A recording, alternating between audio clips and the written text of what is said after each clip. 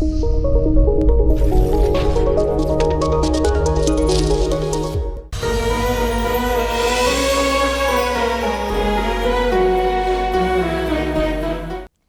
ನ್ಯೂಸ್ಗೆ ಸ್ವಾಗತ. ನಾನು ಸೋನಿಕಾ ಕುಲಾಲ್. ಇತ್ತೀಚಿನ ದಿನಗಳಲ್ಲಿ ಕನ್ನಡ ಇಂಡಸ್ಟ್ರಿಯಲ್ಲಿ ಬಿಗ್ ಬಜೆಟ್ನ ಸಿನಿಮಾಗಳ ನಡುವೆ ಲೋ ಬಜೆಟ್ನ ಸಿನಿಮಾಗಳು ಕೂಡ ಸಕ್ಸಸ್ ಕಾಣ್ತಾ ಇದೆ. ಇದೇ ಒಂದು ಭರವಸೆಯಿಂದ ಹಲವಾರು ನಿರ್ದೇಶಕರು ಸಿನಿಮಾದತ್ತ ಮುಖ ಮಾಡ್ತಿದ್ದಾರೆ. ಇದೀಗ ಕರಾವಳಿ ಭಾಗದ ನಿರ್ದೇಶಕರಾದ ಕಿಶನ್ ಬಲ್ನಾಡ್ ಚೊಚ್ಚಲ ನಿರ್ದೇಶನದ ಹಾಗೂ ನಾಗರಾಜ್ ಎಸ್ ಮುಳಗುಂದ ನಿರ್ಮಾಣದ ಒಲವಿನ ಪಯಣ ಸಿನಿಮಾ ಇದೇ 21 ರಿಲೀಸ್ ಆಗ್ತಿದೆ. ನಮ್ಮ ಜೊತೆ ಒಲವಿನ ಪಯಣ ಚಿತ್ರತಂಡದ ಸದಸ್ಯರಿದ್ದಾರೆ. ಮೊದಲಿಗೆ ಹಲವಾರು ಸಿನಿಮಾ ಹಾಗೂ ಸೀರಿಯಲ್ಗಳಲ್ಲಿ ನಟಿಸಿ ಜನರ ಮನ ಗೆದ್ದಿರುವ ನಾಗೇಶ್ ಮೈ ಅವರ ಹತ್ರ ಮಾತಾಡ್ಕೊಂಡು ಬರೋಣ. ಸರ್, ಕಾರ್ಯಕ್ರಮಕ್ಕೆ ಸ್ವಾಗತ. ಧನ್ಯವಾದ. ಸರ್, ಈಗ ನೀವು ಈ ಸಿನಿಮಾದಲ್ಲಿ ಮೇನ್ ಪಾರ್ಟ್ ಮಾಡ್ತಿದ್ದೀರಾ. ಹೇಗ ಅನಿಸ್ತಾ ಇದೆ? ಹೊಸ ತಂಡ, ಹೊಸ ಅನುಭವಿಗಳು, ಹೇಗ ಅನಿಸ್ತಾ ಇದೆ? ಫಸ್ಟ್ ಆಫ್ ಆಲ್ ತುಂಬ ಖುಷಿ ಆಗ್ತಾ ಇದೆ. ನನ್ನ ಪಾತ್ರ ಕೂಡ ತುಂಬ ಚೆನ್ನಾಗಿದೆ. ನಾನು ನಾಯಕನ ತಂದೆ ಪಾತ್ರದಲ್ಲಿ ಮಾಡ್ತಾ ಇದ್ದೀನಿ. ಸಾಮಾನ್ಯವಾಗಿ ತಂದೆ ಮಕ್ಕಳ ಸಂಬಂಧ ಹೇಗಿರುತ್ತೆ ಅಂದರೆ, ತಂದೆ ಒಬ್ಬ ಗುರುವಾಗಿರ್ತಾನೆ, ಫ್ರೆಂಡ್ ಆಗಿರ್ತಾನೆ, ಈ ಥರ ತಂದೆ ಒಂಥರ ಎಲ್ಲ ಆಗಿರ್ತಾನೆ. ಸೊ ಬೆಳೀತಾ ಇರೋ ಮಗ, ಎದೆ ಮಟ್ಟಕ್ಕೆ ಬೆಳೆದಿರೋ ಮಗ ಒಂದು ತಪ್ಪುದಾರಿ ಹೋಗ್ತಾ ಇದೆ ಅಂದಾಗ ಯಾವುದೇ ತಂದೆಗಾಗಲಿ ಒಂಥರ ಬೇಜಾರಾಗುತ್ತೆ. ಸೊ ಈ ಪಾತ್ರ ಹೆಂಗೆ ಅಂದರೆ, ಮಗನ ಬಗ್ಗೆ ಅಸಮಾಧಾನ ಇರುತ್ತೆ ಅವನಿಗೆ. ಅವನು ಎಜುಕೇಟ್ ಆಗಿದ್ರು ಏನೂ ಮಾಡ್ತಾ ಇಲ್ವಲ್ಲ, ಊರೆಲ್ಲ ಸುತ್ತಾಡ್ಕೊಂಡಿದ್ದಾನಲ್ಲ ಅಂತ ಒಂದು ಅಸಮಾಧಾನ ಇರುತ್ತೆ ಈ ತಂದೆ ಪಾತ್ರಕ್ಕೆ. ಅದೇ ಮಗ ಒಂದು ದೊಡ್ಡ ಸಾಧನೆ ಮಾಡ್ತೀನಿ ಅಂತ ಹೋದಾಗ ಅವನ ಬೆನ್ನು ತಟ್ಟಿ ನಿನ್ನಿದೆ, ನಾವಿದ್ದೀವಿ, ಮುಂದೆ ಹೋಗು ನೀನು ಅಂತ ಪ್ರೋತ್ಸಾಹಿಸಿದಂಥ ಪಾತ್ರ. ಸೊ ಒಂದು ಅಭಿನಯಕ್ಕೆ ತುಂಬ ಒಳ್ಳೆ ಅವಕಾಶ ಇದೆ, ಒಂದು ಒಳ್ಳೆ ಪಾತ್ರ. ಆಮೇಲೆ ತಂಡದ ಬಗ್ಗೆ ಏನು ಹೇಳಬೇಕು ಅಂದರೆ, ಇದರ ನಿರ್ದೇಶಕರು ಕಿಶನ್ ಬಲ್ನಾಡ್ ಅವರು. ಕಿಶನ್ ಬಲ್ನಾಡ್ ಅವರು ನಾಟಕ, ಯಕ್ಷಗಾನ ಇದೆಲ್ಲ ಮಾಡಿಕೊಂಡು, ಇದೇ ನಿಮ್ಮ ಪುತ್ತೂರಿನ ಬಲ್ನಾಡ್ನವರು ಎಲ್ಲ ಮಾಡಿಕೊಂಡು ಅವರ ಮುಂದಿನ ಜನಿಗೋಸ್ಕರ ಬೆಂಗಳೂರಿಗೆ ಹೋಗ್ತಾರೆ. 17 ವರ್ಷ ಈ ಮೀಡಿಯಾದಲ್ಲಿ ತುಂಬ ಕಷ್ಟಪಟ್ಟು ಒಂದು ಸಿನಿಮಾನ ನಿರ್ದೇಶನ ಮಾಡ್ತಾರೆ. ಸೊ ಇದು ಅವ್ರ 17 ವರ್ಷದ ಕನಸು. ಈ ಕನಸಲ್ಲಿ ಅವರು ನನ್ನನ್ನು ಕೂಡ ಭಾಗಿ ಮಾಡಿಕೊಂಡ್ರು, ಒಂದು ಒಳ್ಳೆ ಪಾತ್ರ ಕೊಟ್ಟರು. ಸೊ ಸಿನಿಮಾ ಚೆನ್ನಾಗಿ ಬಂದಿದೆ. ಅದೇ ರೀತಿ ನಮ್ಮ ನಿರ್ಮಾಪಕರು ಅವರು ಅಷ್ಟೇ ಬೇರೆ ಒಂದು ಫೀಲ್ಡಲ್ಲಿ ಸಕ್ಸಸ್ ನೋಡಿದವ್ರು, ಬಿಸ್ನೆಸ್ ಫೀಲ್ಡಲ್ಲಿ. ಈಗ ಸಿನಿಮಾದಲ್ಲಿ ಅವ್ರಿಗೆ ಮೊದಲಿಂದ ಒಂದು ಆಸೆ, ಅವ್ರೊಂದು ಕಥೆನ ಸಿನಿಮಾ ಮಾಡಬೇಕು ಅಂತ. ಸೊ ಅವ್ರ ಕನಸನ್ನ ನನಸು ಮಾಡ್ಕೊತಾ ಇದ್ದಾರೆ. ಇದು ಒಂದು ಹಲವು ಕನಸುಗಾರರ ತಂಡದ ಒಂದು ಪ್ರಯತ್ನ. ಸೊ ಅದು ಈ ಸಿನಿಮಾದ ಮೂಲಕ ನನಸಾಗ್ತಾ ಇದೆ. ಇದಕ್ಕೊಂದು ದೊಡ್ಡ ಸಕ್ಸಸ್ ಸಿಗಬೇಕು ಅನ್ನೋ ನಮ್ಮೆಲ್ಲರ ಆಸೆ. ಸರ್, ಈಗಾಗಲೇ ಸಿನಿಮಾದ ಟೀಸರ್ ಆಗಿರ್ಬೋದು, ಸಾಂಗ್ ನೋಡಿ ಜನರು ಮೆಚ್ಕೊಂಡಿದ್ದಾರೆ. ಈ ಬಗ್ಗೆ ಏನು ಹೇಳಿಕ್ಕೆ ಇಷ್ಟಪಡ್ತೀರಾ? ಟೀಸರು ಮತ್ತು ಸಾಂಗ್ ಎಲ್ಲ ಆಲ್ರೆಡಿ ಇದಾಗಿದೆ, ಯೂಟ್ಯೂಬಲ್ಲಿ ಆಲ್ರೆಡಿ ಬರ್ತಾ ಇದೆ. ಸಿಕ್ಕಾಪಟ್ಟೆ ಜನ ಲೈಕ್ ಮಾಡ್ತಾ ಇದ್ದಾರೆ. ಈಗ ಸಾಕಷ್ಟು ನಾವು ಈ ಕಾಲೇಜ್ಗಳಲ್ಲೆಲ್ಲ ತೋರಿಸಿದ್ವಿ. ನಿನ್ನೆ ಒಂದು ಪುತ್ತೂರಲ್ಲಿ ಒಂದು ಕಾಲೇಜಲ್ಲಿ ಸಾಂಗನ್ನು ಹಾಕಿದ್ವಿ. ಅವರೆಲ್ಲ ಸ್ಟೂಡೆಂಟ್ಸ್ ಎಲ್ಲ ಬಂದು ಡ್ಯಾನ್ಸ್ ಮಾಡೋರು. ಅಂದರೆ ಅಷ್ಟು ಜೋಶ್ ಇರೋ ಸಾಂಗು. ಅದೇ ಥರದಲ್ಲಿ ಅದು ಜೋಶ್ ಇರೋ ಸಾಂಗ್, ಮಾಸ್ ಸಾಂಗು. ಆಮೇಲೆ ಬೇರೆ ಮೆಲೋಡಿ ಸಾಂಗ್ಸ್ ಕೂಡ ಇದೆ, ತುಂಬ ಒಂದು ಸನ್ನಿವೇಶಕ್ಕೆ ತಕ್ಕಂಥ ಒಳ್ಳೊಳ್ಳೆ ಸಾಂಗ್ಗಳಿದೆ. ಈಗ ಸದ್ಯಕ್ಕೆ ರಿಲೀಸ್ ಮಾಡಿರೋದು ಅದು ಮಾಸ್ ಸಾಂಗು. ಅದು ತುಂಬ ಜನಕ್ಕೆಲ್ಲ ಇಷ್ಟ ಆಗಿದೆ. ಆಲ್ ಓವರ್ ಆಲ್ರೆಡಿ ಹಿಟ್ ಆಗಿದೆ ಅಂತ ಹೇಳ್ಬೋದು. ಸರ್, ಈಗ ನೀವಂದ್ರೆ ಹಲವು ವರ್ಷಗಳಿಂದ ಸಿನಿಮಾ ರಂಗದಲ್ಲಿದ್ದೀರಿ. ಈಗ ಕಿಶನ್ ಬಲ್ನಾಡ್ ಅವರು ಚೊಚ್ಚಲ ನಿರ್ದೇಶನ, ಇದು ಹೇಗೆ ಅನ್ನಿಸ್ತಾ ಇದೆ? ಇದರಲ್ಲಿ ಚೊಚ್ಚಲ ನಿರ್ದೇಶನ ಹೌದು, 17 ವರ್ಷ ಶ್ರಮ ಇದೆ ಅಂತ. ಅವರು ಒಬ್ಬ ಆಕ್ಟರ್ ಆಗಿ ಬಂದರು, ಆಮೇಲೆ ನಿರ್ಮಾಪಕರಾದರು, ನಟರಾದರು, ಪ್ರೊಡಕ್ಷನ್ ಮ್ಯಾನೇಜರ್ ಆಗಿ ಕೂಡ ಕೆಲಸ ಮಾಡಿದ್ದಾರೆ. ಸೊ ಸಿನಿಮಾ ರಂಗದ ಒಳಗೆ ಹೊರಗೆ ಎಲ್ಲ ತುಂಬ ತಿಳ್ಕೊಂಡ್ಬಿಟ್ಟಿದ್ದಾರೆ ಅವರು. ಸೊ ನಮಗೆ ಅದು ಫಸ್ಟು ನಿರ್ದೇಶನ ಅಂತ ಅನಿಸ್ಲಿಲ್ಲ, ಅಂದ್ರೆ ಅಷ್ಟು ಮೆಚೂರ್ಡ್ ಆಗಿ ಅವ್ರು ಮಾಡಿದ್ರು. ಆಮೇಲೆ ನಮ್ಮದು ಎಷ್ಟು ಅವ್ರದ್ದು ಪ್ಲಾನಿಂಗ್ ಪಕ್ಕಾ ಇತ್ತು ಅಂದರೆ, ನಮ್ಮದು ಡೇಟ್ ತೊಗೊಂಡ್ರೆ ಒಂದು ಸಿನಿಮಾದಲ್ಲಿ ನಾನು ಸುಮಾರು ಸಿನಿಮಾಗಳು ಮಾಡಿದ್ದೀನಿ, ಯಾರು ಕೊಟ್ಟು ಡೇಟಲ್ಲಿ ಮಾಡಲ್ಲ. ನಾಳೆ ಶೂಟಿಂಗ್ ಇದೆ ಸರ್, ಏನೋ ಪ್ರಾಬ್ಲಮ್ ಇದೆ, ಕ್ಯಾನ್ಸಲ್ ಮಾಡ್ತಾರೆ. ಇನ್ನು ಹೀಗೆ ಯಾವಾಗಲೂ ಸುಮಾರಾಗುತ್ತೆ. ಇವರು ಕೊಟ್ಟ ಡೇಟಲ್ಲಿ ಒಂದು ದಿವಸನೂ ಮಿಸ್ ಮಾಡಿಲ್ಲ. ಆಮೇಲೆ ಬೆಳಿಗ್ಗೆ ಹೇಳೋರು, ಸರ್ ನಿಮ್ದು 2 ಸೀನ್ ಇದೆ ಸರ್ ಅಂತ ಹೇಳೋರು. ಆ 2 ಸೀನ್ ಮಾಡಿ ಮುಗಿಸೋರು. ಅಂದರೆ ಅಷ್ಟು ಪಕ್ಕ ಪೇಪರ್ ವರ್ಕ್ ಮಾಡ್ಕೊಂಡಿದ್ದಾರೆ. ಇವತ್ತು ಹಿಂಗೆ ಮಾಡಬೇಕು, ಇದು ಮಾಡಿ ಮುಗಿಸ್ಬೇಕು, ಅಷ್ಟು ಪಕ್ಕ ಪೇಪರ್ ವರ್ಕ್ ಮಾಡಿಕೊಂಡು. ಅಂದರೆ ಈ ಪಿಕ್ಚರ್ ಮಾಡೋ ಮೊದಲೇ ಪ್ರತಿಯೊಂದನ್ನು ಕೂತು ಯೋಚನೆ ಮಾಡಿದರು. ಈ ಡೈಲಾಗ್ ಹಿಂಗೆ ಇರಬೇಕು, ಇದು ಈ ಸೀನ್ಗಳು ಇಲ್ಲೇ ಚಿತ್ರೀಕರಣ ಆಗಬೇಕು, ಈ ಥರ ಎಲ್ಲ ಪಕ್ಕಾ ಪೇಪರ್ ವರ್ಕಲ್ಲಿ ಅವ್ರನ್ನ ಎಫರ್ಟ್ ಹಾಕಿದ್ದಾರೆ. ಸೊ ಅದು ಶೂಟಿಂಗ್ ಟೈಮ್ನೆಲ್ಲ ರೆಡ್ಯೂಸ್ ಮಾಡಿದ್ದು ಪಕ್ಕಾ ಪ್ಲಾನಿಂಗ್ ಪ್ರಕಾರ ಅವರು ಮಾಡ್ಕೊಂಡ್ಬಂದರು ಸಿನಿಮಾನ. ಸರ್, ಈಗ ನೀವು ಬಿಗ್ ಬಜೆಟ್ನ ಸಿನಿಮಾಗಳು ಕೂಡ ಸಿನಿಮಾ ಮಾಡಿದ್ದೀರಿ, ಈಗ ಆ್ಯಕ್ಟ್ ಮಾಡಿದ್ದೀರಿ. ಈಗ ಲೋ ಬಜೆಟ್, ಇದಕ್ಕೆ ಮತ್ತು ಅದಕ್ಕೆ ಏನು ಡಿಫ್ರೆನ್ಸ್ ಇದೆ ಅಂತ? ಬಿಗ್ ಬಜೆಟಲ್ಲಿ ಏನಾಗುತ್ತೆ ಅಂದರೆ, ಸಾಮಾನ್ಯವಾಗಿ ನನ್ನ ಅನುಭವದಲ್ಲಿ ನಾನು ಹೇಳ್ತಾ ಇದ್ದೀನಿ. ಈಗ ನಮಗೆ ಶೂಟಿಂಗ್ ಬೆಳಿಗ್ಗೆ 8 ಗಂಟೆಗೆ ಅಥವಾ 7 ಗಂಟೆಗೆ ಕಳ್ಸ್ಕೊತಾರೆ. ಏನು ಪ್ಲಾನಿಂಗ್ ಇರಲ್ಲ, 12 ಗಂಟೆ 1 ಗಂಟೆ ಶೂಟ್ ಮಾಡ್ತಾರೆ. ಸೊ ಅಲ್ಲೇ ಹೋಯಿತು, ಬಜೆಟ್ಟು ಸೋರ್ ಹೋಯಿತು. ಆಮೇಲೆ ಇವ್ರದ್ದು ಹೆಂಗಿತ್ತು ಅಂದರೆ, ಬೆಳಿಗ್ಗೆ 7 ಗಂಟೆ ಫಸ್ಟ್ ಶಾಟ್ ಮಾಡ್ತಾಯಿದ್ರು. ಅಷ್ಟು ಪಕ್ಕಾ ಪ್ಲಾನಿಂಗ್ ಇತ್ತು ಒಂದು. ಮತ್ತು ಇದೇನು ನನಗೆ ಲೋ ಬಜೆಟ್ ಅಂತ ಅನಿಸಿಲ್ಲ. ಅದ್ದೂರಿ ಲೊಕೇಶನಲ್ಲೇ ನಾವು ಮಾಡಿದ್ದೀವಿ. ಮಡಿಕೇರಿಯಲ್ಲೇ ಶೂಟ್ ಮಾಡಿದ್ದೀವಿ. ಮಡಿಕೇರಿಯಲ್ಲಿ ಒಳ್ಳೊಳ್ಳೆ ಲೊಕೇಶನಲ್ಲಿ ಮಾಡಿದ್ದೀವಿ. ಮನೆಗಳು ಅಷ್ಟೇ ಒಂದು ಒಳ್ಳೆ ಅದ್ದೂರಿ ಮನೆಗಳೆಲ್ಲ ಮಾಡಿದ್ದೀವಿ. ಅಂದರೆ ಕತೆಗೆ ಸ್ಟೋರಿಗೆ ಏನು ಬೇಕು ಅದನ್ನು ಮಾಡಿದ್ದಾರೆ. ಲೋ ಬಜೆಟ್ ಅಂತ ನನಗೆಲ್ಲೂ ಅಷ್ಟೇನು ಅನ್ನಿಸ್ಲಿಲ್ಲ. ಅಂದರೆ ಈಗ ಸ್ಟಾರ್ಗಳು ಇಲ್ಲದೆ ಇರ್ಬೋದು, ಸ್ಟಾರ್ಗಳು ದೊಡ್ಡ ದೊಡ್ಡ ಹೆಸರಾಂತ ನಾಯಕ ನಟರು ಇಲ್ಲದೆ ಇರ್ಬೋದು, ಬಟ್ ಇರೋ ಕಲಾವಿದರು ಎಲ್ಲರೂ ಅನುಭವಿ ಕಲಾವಿದರೆ ಮಾಡಿರೋ ಎಲ್ಲರೂ. ಈಗ ಪದ್ಮಜರಾವ್, ರಾಜ್ ಬಳ್ವಾಡಿ ಅಂತ ಒಬ್ಬರಿದ್ರು. ಆಮೇಲೆ ಸುನೀಲ್ ಈಗ ಹೀರೋ ಆಗಿ ಮಾಡಿದಾನಲ್ಲ, ಅವನು ಸೀರಿಯಲ್ ಎಲ್ಲ ತುಂಬ ಮಾಡಿ ತುಂಬ ಅನುಭವ ಇರುವಂಥ ಕಲಾವಿದರೆ. ಆಮೇಲೆ ಈಗ ಹೊಸ ಹೀರೋಯಿನ್ ಖುಷಿ ಅಂತ ಮಾಡ್ತಾ ಇದ್ದಾರೆ. ಅವ್ರಿಗೆ ಫಸ್ಟ್ ಆಗಿರ್ಬೋದು, ಅವ್ರದ್ದು ಅದು ಏನಂದರೆ ಅಲ್ಲಿ ಇರೋ ಅವಕಾಶನ ತಿಂದಾಕ್ಬಿಡ್ಬೇಕು ಅನ್ನೋ ಥರ ಅವ್ರು ಎನರ್ಜಿ ಹಾಕಿದ್ದಾರೆ ಅವರು, ಪ್ರಿಯಾ ಹೆಗಡೆ. ಸೊ ಎಲ್ಲರೂ ನಮ್ಮನ್ನು ಏನು 100% ಕೊಡೋಕ್ಕಾದ್ರೆ 150% ಕೊಟ್ಟಿದ್ದಾರೆ. ಇನ್ನೇನು ಕೇಳಿದ್ರೆ ಸರ್, ಈಗ ಫೆಬ್ರವರಿ 21ಗೆ ಸಿನಿಮಾ ರಿಲೀಸ್ ಆಗ್ತಿದೆ. ಈ ಬಗ್ಗೆ ವೀಕ್ಷಕರಿಗೆ ಏನು ಹೇಳೋಕೆ ಇಷ್ಟಪಡ್ತೀರಾ? ಫೆಬ್ರವರಿ 21ಕ್ಕೆ ನಮ್ಮ ಸಿನಿಮಾ ರಿಲೀಸ್ ಆಗ್ತಾ ಇದೆ. ಒಳ್ಳೆ ಸಿನಿಮಾ ಮಾಡಿದ್ದೀವಿ, ಒಳ್ಳೆ ಕತೆ ಇದೆ, ಒಳ್ಳೊಳ್ಳೆ ಲೊಕೇಶನಲ್ಲಿ ಮಾಡಿದ್ದೀವಿ, ಒಳ್ಳೆ ಸಾಂಗ್ಸ್ ಇದೆ. ಸೊ ಹೊಸ ನಿರ್ದೇಶಕರು, ಹೊಸ ಪ್ರೊಡ್ಯೂಸರು, ಹೊಸ ನಾಯಕ, ಹೊಸ ನಾಯಕಿ ಎಲ್ಲರೂ ಮಾಡಿದ್ರು ಒಂದು ಹೊಸ ಕತೆ. ಇದರೆಲ್ಲರ ಜೊತೆಗೆ ಒಂದು ಒಳ್ಳೆ ಸಿನಿಮಾ ಖಂಡಿತವಾಗ್ಲೂ ಇದೆ. ಸೊ ಫೆಬ್ರವರಿ 21ಕ್ಕೆ ಮಿಸ್ ಮಾಡದೆ ಈ ಪಿಕ್ಚರ್ನ ನೋಡೋದ ನಂತರ ಒಂದಷ್ಟು ಜನಕ್ಕೆ ಹೇಳಿ, ಈ ಪಿಕ್ಚರ್ ಎಲ್ಲರೂ ಹೊಸಬ್ರು ಇದ್ದಾರೆ, ತುಂಬ ಚೆನ್ನಾಗಿ ಮಾಡಿದ್ದಾರೆ ಅಂತ ಒಂದು ಹೇಳಿ ಈ ಸಿನಿಮಾನ ಸಕ್ಸಸ್ ಮಾಡಿಕೊಡಿ. ಖಂಡಿತ ಇದೇ ತಂಡದಿಂದ ಮುಂದೆ ಹಲವಾರು ಸಿನಿಮಾಗಳು ಬರುತ್ತೆ. ಯಾಕಂದರೆ ಇವರು ಎಲ್ಲೂ ಈ ಸಿನಿಮಾ ನಿಮಗೆ ಒಂದು ನೋಡುವಾಗ ಮನೆ ಮಂದಿ ಎಲ್ಲ ಕೂತು ನೋಡ್ಬೋದು. ಇದು ಯೂತ್ ಸಬ್ಜೆಕ್ಟು, ಲವ್ ಸಬ್ಜೆಕ್ಟ್ ಆಗಿರೋದು ಯೂತ್ ಸಬ್ಜೆಕ್ಟು. ಈ ಯೂತ್ ಜೊತೆಲಿ ಪೇರೆಂಟ್ಸ್ ಕೂಡ, ಈಗ ಮಗ ಅಥವಾ ಮಗಳು ಲವ್ ಮಾಡ್ತಾ ಇದ್ದಾಗ ಆ ಪೇರೆಂಟ್ಸ್ಗಳು ಒದ್ದಾಟ ಏನು, ಅವರ ಒಂದು ಮಾನಸಿಕ ಸಂಘರ್ಷ ಏನು, ಅದೆಲ್ಲ ಈ ಸಿನಿಮಾದಲ್ಲಿ ತೋರಿಸಿದ್ದಾರೆ. ಸೊ ಮನೆ ಮಂದಿಯೆಲ್ಲ ಕೂತು ಮುಜುಗರ ಇಲ್ಲದೆ ನೋಡುವಂಥ ಒಂದು ಚಿತ್ರ. ಖಂಡಿತ ಮಿಸ್ ಮಾಡದೆ ನೋಡಿ, ಎಲ್ರಿಗೂ ನೋಡೋಕೆ ಹೇಳಿ. Thank you sir. ಇದೀಗ ನಮ್ಮ ಜೊತೆ ಒಲವಿನ ಪಯಣ ಸಿನಿಮಾದ ನಾಯಕರಾದ ಸುನೀಲ್ ಹಾಗೂ ಬ್ಯೂಟಿಫುಲ್ ಲೇಡಿ ನಾಯಕರಾದ ಖುಷಿ ಅವರಿದ್ದಾರೆ. ನಿಮ್ಗೆಲ್ಲರಿಗೂ ಕಾರ್ಯಕ್ರಮಕ್ಕೆ ಸ್ವಾಗತ. ನಾವೀಗ ಮೊದಲನೇದಾಗಿ ನಾಯಕರ ಹತ್ರ ಮಾತಾಡುವ ಸಿನಿಮಾದ್ದು. ಸರ್, ಮೊದಲಿಗೆ ಒಲವಿನ ಪಯಣ ಅಂದ್ರೆ ಏನು? ಒಲವಿನ ಪಯಣ ಅಂದ್ರೆ ಒಂದು ಪ್ರೀತಿಯ ಪಯಣ, ಒಂದು ಇಬ್ರು ಪ್ರೇಮಿಗಳ ಜೀವನದ ಒಂದು ಸ್ಟೋರಿ ಅದು. ಹಾಗಾಗಿ ಒಲವಿನ ಪಯಣ ಅಂದ್ರೆ ಪ್ರೀತಿ ಎಲ್ಲಿ ತನಕ ಹೋಗುತ್ತೆ, ಯಾವ ಎಕ್ಸ್ಟೆಂಟ್ ತನಕ ಹೋಗುತ್ತೆ ಅನ್ನೋದನ್ನ ಒಲವಿನ ಪಯಣದಲ್ಲಿ ನೀವು ನೋಡಬಹುದು. ಸರ್, ಈಗ ಒಲವಿನ ಬೀಗ ಅಂದ್ರೆ ಯಾವುದೇ ಒಂದೀಗ ನಮ್ಗೆ ನ್ಯೂಸ್ ಅಂತ ಬಂದ್ರೆ ನಮ್ಗೆ ಹೆಡ್ಲೈನ್ ಒಂದು ಕ್ಯಾಚಿ ಹೆಡ್ಲೈನ್ ಬೇಕು. ಹಾಗೆ ಸಿನಿಮಾ ಅಂತ ಬಂದ್ರೆ ಅದಕ್ಕೆ ಟೈಟಲ್ ಅನ್ನೋದು ತುಂಬಾ ಇಂಪಾರ್ಟೆಂಟ್. ಈ ಒಲವಿನ ಪಯಣ ಅಂತ ಟೈಟಲ್ ಹೇಗ್ ಬಂತು? ಅದು ಆಕ್ಚುಲ್ ಆಗಿ ಅದಕ್ಕೆ ಸಂಬಂಧಪಟ್ಟಂಗೆ ಒಂದಿಷ್ಟು ಟೈಟ್ಲ್ ಅನ್ನ ಫೈನಲ್ ಮಾಡ್ತಾ ಇದ್ವಿ. ಅವಾಗ ನಮ್ಮ ಪ್ರೊಡ್ಯೂಸರು, ಡೈರೆಕ್ಟ್ರು ನಾವೆಲ್ಲ ಸೇರಿ ಒಂದಿಷ್ಟು ಲಿಸ್ಟ್ ಮಾಡ್ಕೊಂಡ್ವಿ, ಒಂದಿಷ್ಟು ಇದಕ್ಕೆ ರಿಲೇಟೆಡ್ ಚೆನ್ನಾಗಿರೋದು ಯಾವ ಥರ ಬೇಕು ಅಂತೇಳಿ. ಅದು ಪ್ರೊಡ್ಯೂಸರ್ ಕಡೆಯಿಂದ ಫೈನಲ್ ಆಗಿತ್ತು. ಅವ್ರಿಗೆ ಇಷ್ಟವಾದ ಒಂದು ಟೈಟ್ಲ್ ಅದು ಇದಕ್ಕೆ ಸೂಟೇಬಲ್ ಆಗೋ ಥರ ಇತ್ತು. ಸೊ ಅದನ್ನೇ ಫೈನಲ್ ಮಾಡಿದ್ವಿ. ಸರ್, ಈಗ ನೀವು ಕನ್ನಡದ ಸೀರಿಯಲ್ ಮಾತ್ರ ಅಲ್ಲ, ನೆಕ್ಸ್ಟ್ ತುಳುವಲ್ಲಿ ಕೂಡ ಅಪ್ಪೆ ಟೀಚರ್ ಅನ್ನೋ ಇದರಲ್ಲಿ ನಡೆಸಿದ್ದೀರಿ. ಈಗ ಒಲವಿನ ಪಯಣದಲ್ಲಿ ನಾಯಕರಾಗಿ ತೆರೆ ಮೇಲೆ ಅಪ್ಪಿಸಲಿಕ್ಕೆ ರೆಡಿ ಆಗಿದ್ದೀರಿ. ಹೇಗೆ ಅನ್ನಿಸ್ತಿದೆ? ಖುಷಿ ಆಗ್ತಾ ಇದೆ. ಮೊದಲನೇ ಸಿನಿಮಾದಲ್ಲಿ ನಟನಾಗಿ ಮೊದಲನೇ ಸಿನಿಮಾ ಇದು. ಇದಕ್ಕಿಂತ ಮೊದಲು ಕನ್ನಡ ಸಿನಿಮಾಗಳಲ್ಲಿ ಮಾಡಿದ್ದೀನಿ, ಅಂದ್ರೆ ಸಪೋರ್ಟಿಂಗ್ ಕ್ಯಾರೆಕ್ಟರ್ಸು, ಮತ್ತೆ ಸೆಕೆಂಡ್ ಹೀರೋ ಆಗಿ ಒಂದು ಸಿನಿಮಾ ಮಾಡಿದ್ದೆ. ಸೊ ಖುಷಿ ಇದೆ, ಸಿನಿಮಾ ಚೆನ್ನಾಗಿ ಬಂದಿದೆ. ಸೊ ನೋಡ್ಬೇಕು, ಆಡಿಯನ್ಸ್ ರಿಯಾಕ್ಷನ್ಸ್ ಮೇಲೆ ನೋಡ್ಬೇಕು. ಸರ್, ಈಗ ನಾವು ನಾಗಿ ಸರ್ ಆಗಿರ್ಬೋದು, ನೆಕ್ಸ್ಟ್ ಪದ್ಮಜರಾವ್ ಆಗಿರ್ಬೋದು, ಅವ್ರ ಜೊತೆ ಆಕ್ಟ್ ಮಾಡಿ ಹೇಗೆ ಅನಿಸ್ತು ನಿಮಗೆ? ಅವರು ನನಗೆ ಇದಕ್ಕಿಂತ ಹಿಂದೆ ಅವ್ರ ಜೊತೆ ಕೆಲಸ ಮಾಡಿದ್ದ ಎಕ್ಸ್ಪೀರಿಯನ್ಸ್ ಇದೆ ನನಗೆ. ಅಂದ್ರೆ ನನಗೆ ಆ ಥರ ಏನು ಹೆಸಿಟೇಷನ್ಸ್ ಅಂತ ಏನು ಇರಲಿಲ್ಲ. ಅವರೆಲ್ಲ ತುಂಬಾ ಗೊತ್ತಿರೋರು, ಅಂದ್ರೆ ಅವ್ರ ಜೊತೆ ಕೆಲಸ ಮಾಡಿ ಎಕ್ಸ್ಪೀರಿಯನ್ಸ್ ಇರೋದ್ರಿಂದ ನಮ್ಗೆ ಯಾವುದೇ ಅಂದ್ರೆ ಏನು ನರ್ವಸ್ನೆಸ್ ಅಂತ ಏನು ಇರಲಿಲ್ಲ. ಯಾಕೆಂದ್ರೆ ನನ್ನ ಅಮ್ಮನ ಪಾತ್ರ ಒಂದು ಸೀರಿಯಲ್ ಅಲ್ಲಿ ಪದ್ಮಜರಾವ್ ಅವರು ಮಾಡಿದ್ರು. ನಾಗೇಶ್ ಮೈ ಅವ್ರ ಜೊತೆ ನಾನು ಅಶ್ವಿನಿ ನಕ್ಷತ್ರದಲ್ಲಿ ಕೆಲಸ ಮಾಡಿದ್ದೆ. ಸೊ ಹಾಗಾಗಿ ನಮ್ಗೆ ಹಳೆ ಪರಿಚಯ ಇರೋಂಥವ್ರೆ. ತುಂಬಾ ಖುಷಿ ಆಯ್ತು ಅವ್ರ ಜೊತೆ ಕೆಲಸ ಮಾಡೋದಕ್ಕೆ. ನಮ್ಮ ಸೀನಿಯರ್ ಜೊತೆ ಕೆಲಸ ಮಾಡೋದು ನಮ್ಗೊಂಥರ ಖುಷಿ ವಿಷಯ. ಸರ್, ಈಗ ಕಿಶನ್ ಬಲ್ಲಾಂಡ್ ಅವರು ಚೊಚ್ಚಲ ನಿರ್ದೇಶನದ ಸಿನಿಮಾ, ಇದನ್ನು ಹೇಗೆ ಒಪ್ಕೊಂಡ್ರಿ ಅಂತ ಹೇಳಿದ್ರೆ? ಮೊದಲ ನಿರ್ದೇಶನ ಅಂದ್ರೆ ನಮ್ದು ಇದೊಂದು ಟೀಮ್ ವರ್ಕ್. ನಾವೆಲ್ಲ ಒಟ್ಟಿಗೆ ಸೇರಿ ಈ ಸಿನಿಮಾ ಮಾಡ್ಬೇಕು ಅಂತ ನಿರ್ಮಾಣ ಮಾಡ್ಬೇಕು ಅಂತ ಹೊರಟವ್ರು. ನಂಗೆ ಕಿಶನ್ ಅವರು 10-12 ವರ್ಷಗಳಿಂದ ಪರಿಚಯ.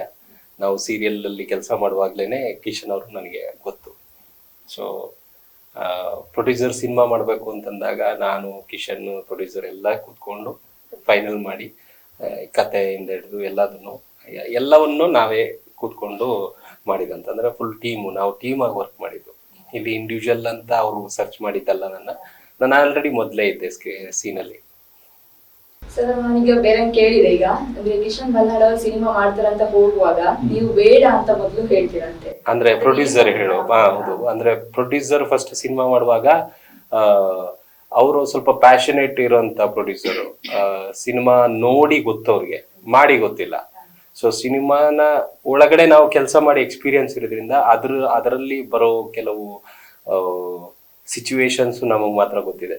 ಅಂದ್ರೆ ಕೆಲವು ಪ್ರಾಬ್ಲಮ್ಸ್ ಇರುತ್ತೆ, ಗೊತ್ತಿಲ್ಲ ಅಂತ ಬಂದಾಗ, ಹೊಸದಾಗಿ ಬಂದಾಗ ಅವ್ರಿಗೆ ತುಂಬಾ ಏಮಾರೋ ಚಾನ್ಸಸ್ಗಳಿರುತ್ತೆ, ಕಷ್ಟ ಆಗೋ ಚಾನ್ಸಸ್ ಇರುತ್ತೆ. ಹಾಗಾಗಿ ನನಗೆ ಫಸ್ಟ್ ಅವ್ರು ಅಪ್ರೋಚ್ ಮಾಡಿದಾಗ, ನಾನು ಈ ತರ ಸಿನಿಮಾ ಮಾಡ್ತೀನಿ ಅಂತ ಹೇಳಿದಾಗ, ಬೇಡ ಸರ್ ನೀವು ಮಾಡ್ಬಿಡಿ, ಸುಮ್ಮನೆ ಇದ್ಬಿಡಿ, ಸಿನಿಮಾ ಮಾಡಿ ಆಮೇಲೆ ಸಿಕ್ಕಾಕೊಳ್ಳೋದು ಬೇಡ ಅಂತ.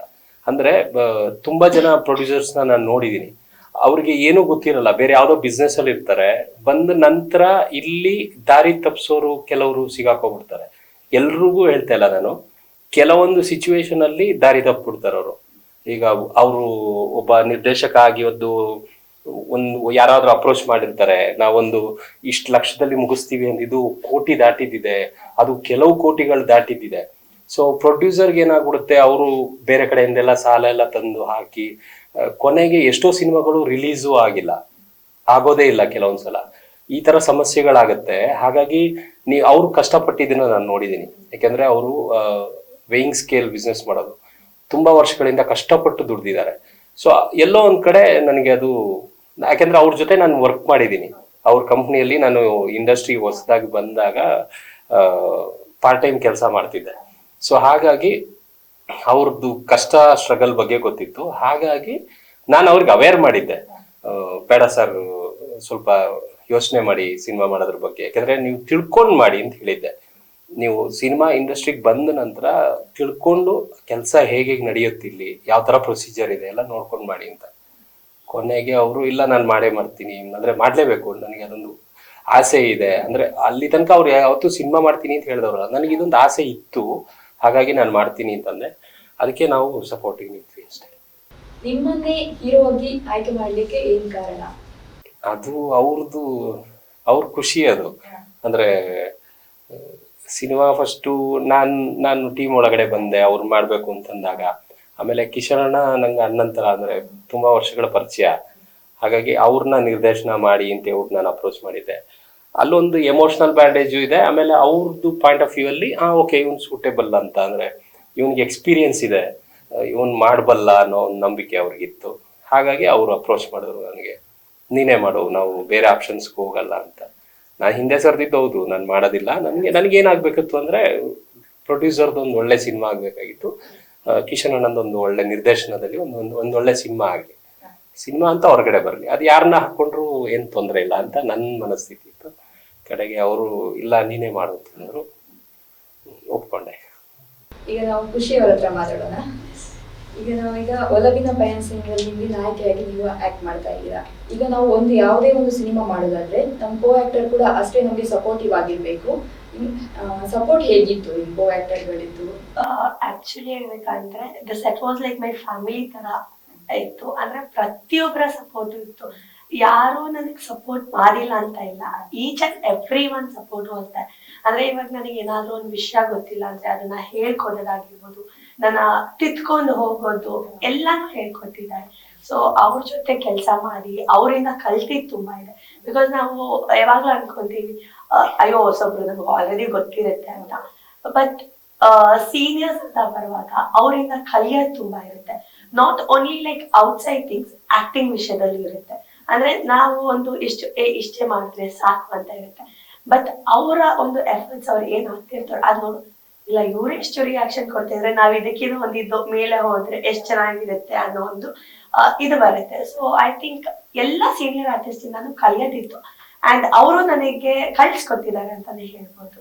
ನಿಮ್ಮ ಪ್ರಕಾರ ಈಗ ಒಲವಿನ ಪಯಣ ಅಂದ್ರೆ ಈಗ ಅದೇ ಒಂದು ಪ್ರೀತಿಯ ಪಯಣ ಅನ್ನೋ ತರ ಒಂದು ಲವ್ ಸ್ಟೋರಿ ಆಕ್ಚುಲಿ. ಒಂದು ಫ್ಯಾಮಿಲಿಯಲ್ಲಿ ಏನೆಲ್ಲ ಸಮಸ್ಯೆ ಬಂದ್ರೆ ಅದನ್ನ ಪ್ರೀತಿಯಿಂದ ಹೇಗ್ ನಿಭಾಯಿಸೋದು, ಅಂದ್ರೆ ಅದು ಗೆಲ್ಬೇಕಂದ್ರೆ ನಾವು ಏನೆಲ್ಲ ಮಾಡ್ಬೋದು ಅನ್ನೋ ಒಂದು ಪ್ರೀತಿಯ ಕಥೆ. ಈಗ ನಮ್ ಜೊತೆ ಈಗ ಶೂಟಿಂಗ್ ಅಲ್ಲಿ ಹಲವು ಫನ್ನಿ ಮೂಮೆಂಟ್ ಗಳಾಗಿರ್ತದೆ. ಈಗ ಏನಾದ್ರೂ ನಿಮ್ಮ ಈ ಶೂಟಿಂಗ್ ಸೆಟ್ ಅಲ್ಲಿ ಆತರ ಏನಾದ್ರೂ ಮೂಮೆಂಟ್ ಆಗಿದೆ ನಮ್ ಜೊತೆ ಹಂಚ್ಕೊಳ್ಬೋದಾ? ತುಂಬಾ ಇದೆ. ಈಗಿನಾಗಿ ಯಾವ್ದಾದ್ರು ಆಕ್ಚುಲಿ ಹೇಳ್ಬೇಕಂದ್ರೆ ತುಂಬಾ ಇದೆ. ಹೇಳಕ್ ಹೋದ್ರೆ ಐ ಥಿಂಕ್ ಅದೇ ಒಂದು ದೊಡ್ಡ ಇದಾಗುತ್ತೆ ಅನ್ಸುತ್ತೆ. ಬಿಕಾಸ್ ಪ್ರತಿಯೊಂದು ಇದ್ರಲ್ಲೂ ಏನಾದ್ರೂ ಅವರು ಮಾತಾಡ್ತಾರೆ, ನಾನು ಹೋಗ್ತೀನಿ ಮಾತಾಡ್ತೀನಿ, ಅಲ್ಲಿ ಒಂದು ಫನ್ ಕ್ರಿಯೇಟ್ ಆಗಿರುತ್ತೆ. ಸೊ ಒಂದು ಮೇಜರ್ ಕಥೆನೆ ಹೇಳ್ಬೇಕಾದ್ರೆ ನಮ್ ಕ್ಯಾಮ್ರಾಮನ್ ಜೊತೆ ಆಗಿತ್ತು. ಸೊ ನೈಟ್ ನಾವು ಹಿಂಗೆ ಊಟ ಎಲ್ಲ ಮಾಡ್ಕೊಂಡು ಹಿಂಗೆ ಮಾತಾಡೋ ಟೈಮಲ್ಲಿ ಇವ್ರೊಂದು ಸ್ಟೋರಿ ಹೇಳ್ತಾರೆ ಸುನಿ ಅವರು. ಸೊ ಆಗ ನಾನೊಂದು ಕ್ವೆಶ್ಚನ್ ರೇಸ್ ಮಾಡ್ತೀನಿ. ಅವತ್ತವ್ರು ಒಂದಷ್ಟು ಬಿದ್ದು ನಕ್ಕಿದ್ದಾರೆ ಅಂತೂ ಆ ಕಥೆನೆ ಇಲ್ಲಿವರೆಗೂ ನನಗೆ ಅದು ನೆನಪಿದೆ ತುಂಬಾ. ಸೊ ಈ ತರ ತುಂಬಾ ಇನ್ಸಿಡೆಂಟ್ಸ್ ಇದೆ. ಅಂದ್ರೆ ನಮ್ಮ ಜರ್ನಿಯಲ್ಲಿ ಶೂಟಿಂಗ್ ಎಂಡ್ ಆಗೋವರೆಗೂ there are many incidents, memories ಗಳು ತುಂಬಾ ಇದೆ. ಈಗ ಒಲವಿನ ಪಯಣ ಅನ್ನೋದು ಎಷ್ಟು ಇಂಪಾರ್ಟೆಂಟ್ ಅಂತ? ತುಂಬಾನೇ ಇಂಪಾರ್ಟೆಂಟ್ ಅಂತ ಹೇಳ್ಬೋದು. ಬಿಕಾಸ್ ಇದು ನನ್ನ ಮೊದಲನೇ ಸಿನಿಮಾ ಲೀಡ್ ಆಗಿ ಮಾಡ್ತಾ ಇರೋದು. It's very important for me. And ಇದ್ರಲ್ಲಿ ನನಗೆ ತುಂಬಾ ಒಳ್ಳೆ ಆಪರ್ಚುನಿಟಿ ಸಿಕ್ತು. ಡೈರೆಕ್ಟರ್ ಇಂದ ಆಗಿರ್ಬೋದು, ಹೀರೋ ಇಂದ ಆಗಿರ್ಬೋದು, ಹಾಗೂ ನಮ್ಮ ಪ್ರೊಡ್ಯೂಸರ್ ಇಂದ ಆಗಿರ್ಬೋದು. ಅಂದ್ರೆ ನನ್ನ ಲೈಫ್ ಅಲ್ಲಿ ಹೆಂಗಿತ್ತು ಅಂದ್ರೆ ನಾನು ಸಿನಿಮಾ ಫೀಲ್ಡ್ ಗೆ ಬಂದ ಮೇಲೆ ತುಂಬಾ ಟ್ರೈ ಮಾಡಿದೀನಿ. ಅಂದ್ರೆ I have played like supporting character in movies and serials. ಒಂದೊಂದ್ಸತಿ ಆಡಿಷನ್ ಅಥವಾ ಲುಕ್ ಟೆಸ್ಟ್ ಹೋಗುವಾಗ ಕೊಡ್ತಾ ಇದೆ, ಸೆಲೆಕ್ಷನ್ ಆಗ್ತಾ ಇತ್ತು. ಅದ ಎಂಡ್ ಮೂಮೆಂಟ್ ಏನಂತ ಹೇಳಿದ್ರೆ ನಿಮಗೆ ಕನ್ನಡ ಮಾತಾಡಕ್ ಬರಲ್ಲ, ಆ ಒಂದು ಸ್ಪಷ್ಟನೆ ಇಲ್ಲ, ನೀವ್ ಹಿಂಗೆ ಬರ್ತಾ ಇರ್ಬೇಕು ಹೋಗ್ತಾ ಇರ್ಬೇಕು, ಫೈನಲಿ ಮದ್ವೆ ಆಗಿ ನಿಮ್ಮ ಒಂದು ಜೀವನ. ಸೊ ತುಂಬಾ ಬೇಜಾರಾಗಿ ಬಂದಿದೆ. So I think it was a blessed time for me ಅನ್ಸುತ್ತೆ. ಸೊ ಇಲ್ಲೊಂದು ಆಡಿಷನ್ ಬರೋ ಟೈಮಲ್ಲಿ ಐ ಗೇವ್ ಅನ್ ಆಡಿಷನ್ ಕೊಟ್ಟು ಬಂದ್ಮೇಲೆ ನನಗೆ ಒಂದ್ ಕಡೆ ಭಯ ಇತ್ತು, ಇವರಿಂದಾನೂ ನನಗೆ ಇದೇ ತರ ಬರುತ್ತಾ ಅಂತ. ಅಂದ್ರೆ ನನ್ನ ಮನ್ಸಲ್ಲಿ ಆಕ್ಚುಲಿ ಒಂದು ಇದು ಬಂದ್ ಕುತ್ಕೊಂಡ್ಬಿಟ್ಟಿತ್ತು. ದೇವ್ರು ನನಗೆ ಒಂದ್ ಕಡೆ ವರಾನು ಕೊಟ್ಟಿದ್ದಾರೆ, ಒಂದ್ ಕಡೆ ಶಾಪನೂ ಕೊಟ್ಟಿದ್ದಾರೆ ಅಂತ. ಬಿಕಾಸ್ ನನ್ನ ಲೈಫಲ್ಲಿ ಒಂದು ಇನ್ಸಿಡೆಂಟ್ ಆಗುತ್ತೆ.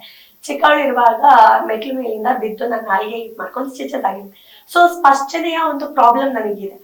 ಸೊ ಸೀರಿಯಲ್ಸ್ ಆಗಿರ್ಬೋದು ಎಲ್ಲ ಮಾಡುವಾಗ ಹೆಂಗಾಗ್ತಾ ಇತ್ತು ಅಂದ್ರೆ ದೇರ್ ಇಸ್ ಲೈವ್ ಡಬ್ಬಿಂಗ್, ಯಾವ್ದು ಡಬ್ಬಿಂಗ್ ಇಲ್ಲ, ಉದಯ ಒಂದು ಬಿಟ್ರೆ. ಸೊ ನನಗೆ ಬರ್ತಾ ಇದ್ದಿದ್ದು ಎಲ್ಲಾನು ಲೈವ್ ಡಬ್ಬಿಂಗ್ ಇದ್ದಿದ್ರಿಂದ I use to get like ತುಂಬಾನೇ ಕಾಂಟ್ರವರ್ಸಿ ತರ ಮಾತಾಡ್ತಾ ಇದ್ರು. ನನಗೆ ಇಲ್ಲ, ನಾನು ಒಂದು ಸಿನಿಮಾ ಆದ್ರೂ ನಾನು ಲೀಡ್ ಆಗಿ ಮಾಡ್ಬೇಕು, I should show what my talent is ಅಂತ ಬಂತು. ಸೊ ಐ ಥಿಂಕ್ ಈ ಒಂದು ಆಪರ್ಚುನಿಟಿ ನನಗೆ ಏನ್ ಸಿಕ್ತೋ ನನಗೆ ತುಂಬಾನೇ ಖುಷಿ ಇದೆ. ಓಕೆ ಫೈನ್, ಒಂದು ಲೀಡ್ ಆಗಿ ನಾನು ಮಾಡ್ತಾ ಇದ್ದೀನಿ ಅಂತ ತುಂಬಾ ಎಕ್ಸೈಟ್ಮೆಂಟ್ ಅಲ್ಲೂ ಇದೆ. ಸೊ ಎಷ್ಟು ಆಗುತ್ತೋ ಈ ಸಿನಿಮಾದಲ್ಲಿ ನಾನು ಎಷ್ಟು ಎಫರ್ಟ್ಸ್ ಹಾಕಕ್ಕಾಗುತ್ತೋ, ಎಷ್ಟು ಡೆಡಿಕೇಟೆಡ್ ಆಗಿ ನಾನು ಕೆಲಸ ಮಾಡ್ಬೋದಾ ಅಂತ ಮೈಂಡ್ ಅಲ್ಲಿ ಇತ್ತು. ಸೊ ಅಷ್ಟೇ ಸಪೋರ್ಟಿವ್ ಆಗಿದ್ರು ನನ್ ಇಡೀ ಟೀಮ್ ಅಂತಾನೆ ಹೇಳ್ಬೋದು, ಒಬ್ಬರಂತಲ್ಲ. The whole team was very supportive to me. So ಅಷ್ಟು ಖುಷಿ ಇದೆ ನನಗೆ ಒಂದು ಸೀನಿಯರ್ ಆರ್ಟಿಸ್ಟ್ ಗಳ ಜೊತೆ ನಾನು ವರ್ಕ್ ಮಾಡಿದೀನಿ ಅಂತ.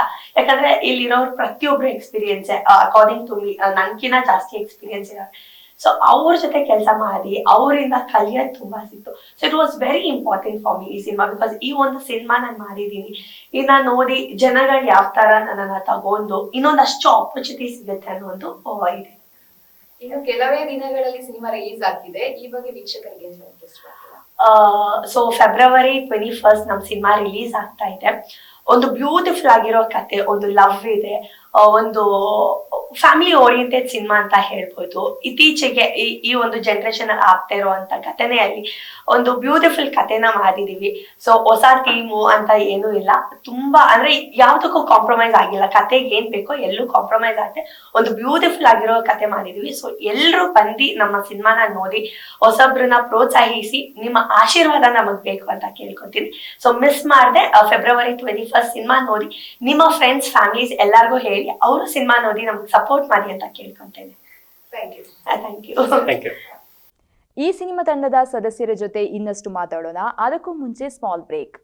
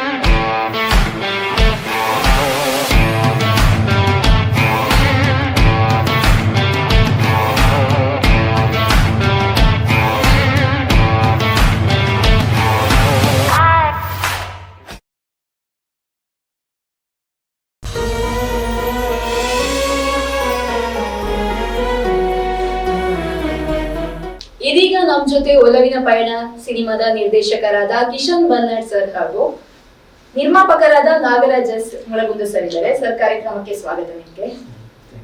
ಸರ್, ನಾವೀಗ ಮೊದಲ ನಿರ್ದೇಶಕರ ಹತ್ರ ಮಾತಾಡೋಣ. ಸರ್, ಒಲವಿನ ಪಯಣ ಜರ್ನಿ ಹೇಗೆ ಶುರುವಾಯಿತು? ಈ ಜರ್ನಿ ನನಗೆ ಆ್ಯಕ್ಚುಲಿ ನನ್ನ ಜೀವನದಲ್ಲಿ ತುಂಬ ಇಂಪಾರ್ಟೆಂಟ್. ಯಾಕಂದರೆ ನಾನು 2007ಇಂದ ಅಂದರೆ ನಮ್ಮ ಕರಾವಳಿ ಭಾಗ ಅಂದರೆ ಪುತ್ತೂರಿಂದ ಬಿಟ್ಟು ಬ್ಯಾಂಗ್ಳೂರು ಹೋದೆ. ಅಲ್ಲಿ ನಾನು ನಮ್ಮ ಸುಬ್ರಹ್ಮಣ್ಯದ ಒಬ್ಬರು ಮಹೇಶ್ ಅಂತ ಇದ್ದರು.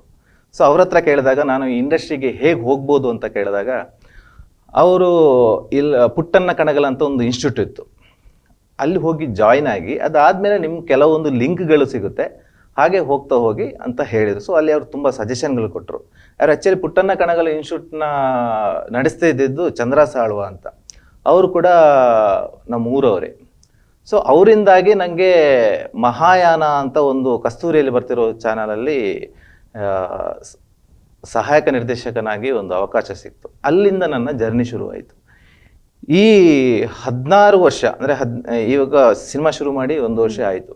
ಸೊ ಈ 16 ವರ್ಷದಲ್ಲಿ ನಾನು ಸಹಾಯಕ ನಿರ್ದೇಶಕನಾಗಿ ಸಹ ನಿರ್ದೇಶಕನಾಗಿ ಜೊತೆಗೆ ನನ್ನ ಎಲ್ಲ ಸೀರಿಯಲ್ ಮತ್ತು ಸಿನಿಮಾಗಳಲ್ಲಿ ನಾನು ಸಹಾಯಕ ಹಾಗೂ ಸಹ ನಿರ್ದೇಶಕನ ಮಾಡಿರುವಂತಹ ಎಲ್ಲ ಸೀರಿಯಲ್ಗಳಲ್ಲಿ ನಟನಾಗೂ ಕೂಡ ಮಾಡಿದ್ದೀನಿ. ಅದ್ರ ಜೊತೆಗೆ ಮ್ಯಾನೇಜರ್ ಕೆಲಸನೂ ಮಾಡಿದ್ದೀನಿ. ಅದಾದಮೇಲೆ ಕಸ್ತೂರಿ ಚಾನಲ್ಗೆ ಜಾಯ್ನ್ ಆದೆ. ಅಲ್ಲಿ ನಾನು ಪ್ರೋಗ್ರಾಮ್ ಡೈರೆಕ್ಟರ್ ಆಗಿದ್ದೆ. ಸೊ ಫ್ಯಾಮಿಲಿ ಕಂಟೆಂಟ್ ಇರುವಂಥ ಕೆಲವು ಶೋಗಳನ್ನ ಮಾಡ್ತಾ ಇದ್ದೆ. ಸೊ ಅದಕ್ಕೆ ನಮ್ಮ ಆ್ಯಕ್ಚುಲಿ ಪೃಥ್ವಿ ಅಂಬರವರು ಆ್ಯಂಕರ್ ಆಗಿದ್ದರು. ಈಗ ಅವರು ಸಿನಿಮಾದಲ್ಲಿ ನಾಯಕನಾಗ್ತಿದ್ದಾರೆ. ಸೊ ಈ ಥರ ಅಲ್ಲಿ ವರ್ಕ್ ಮಾಡ್ತಿದ್ದೆ. ಹಾಗೆ ಅಡುಗೆ ಪ್ರೋಗ್ರಾಮ್ಗಳು, ಆಮೇಲೆ ಒಂದು 3 ಚಾನಲ್ ಇತ್ತು, ಸೀರಿಯಲ್ 3 ಸೀರಿಯಲ್ ಆಗ್ತಾಯಿತ್ತು. ಅದಕ್ಕೆ ನಾನು EP ಆಗಿದ್ದೆ.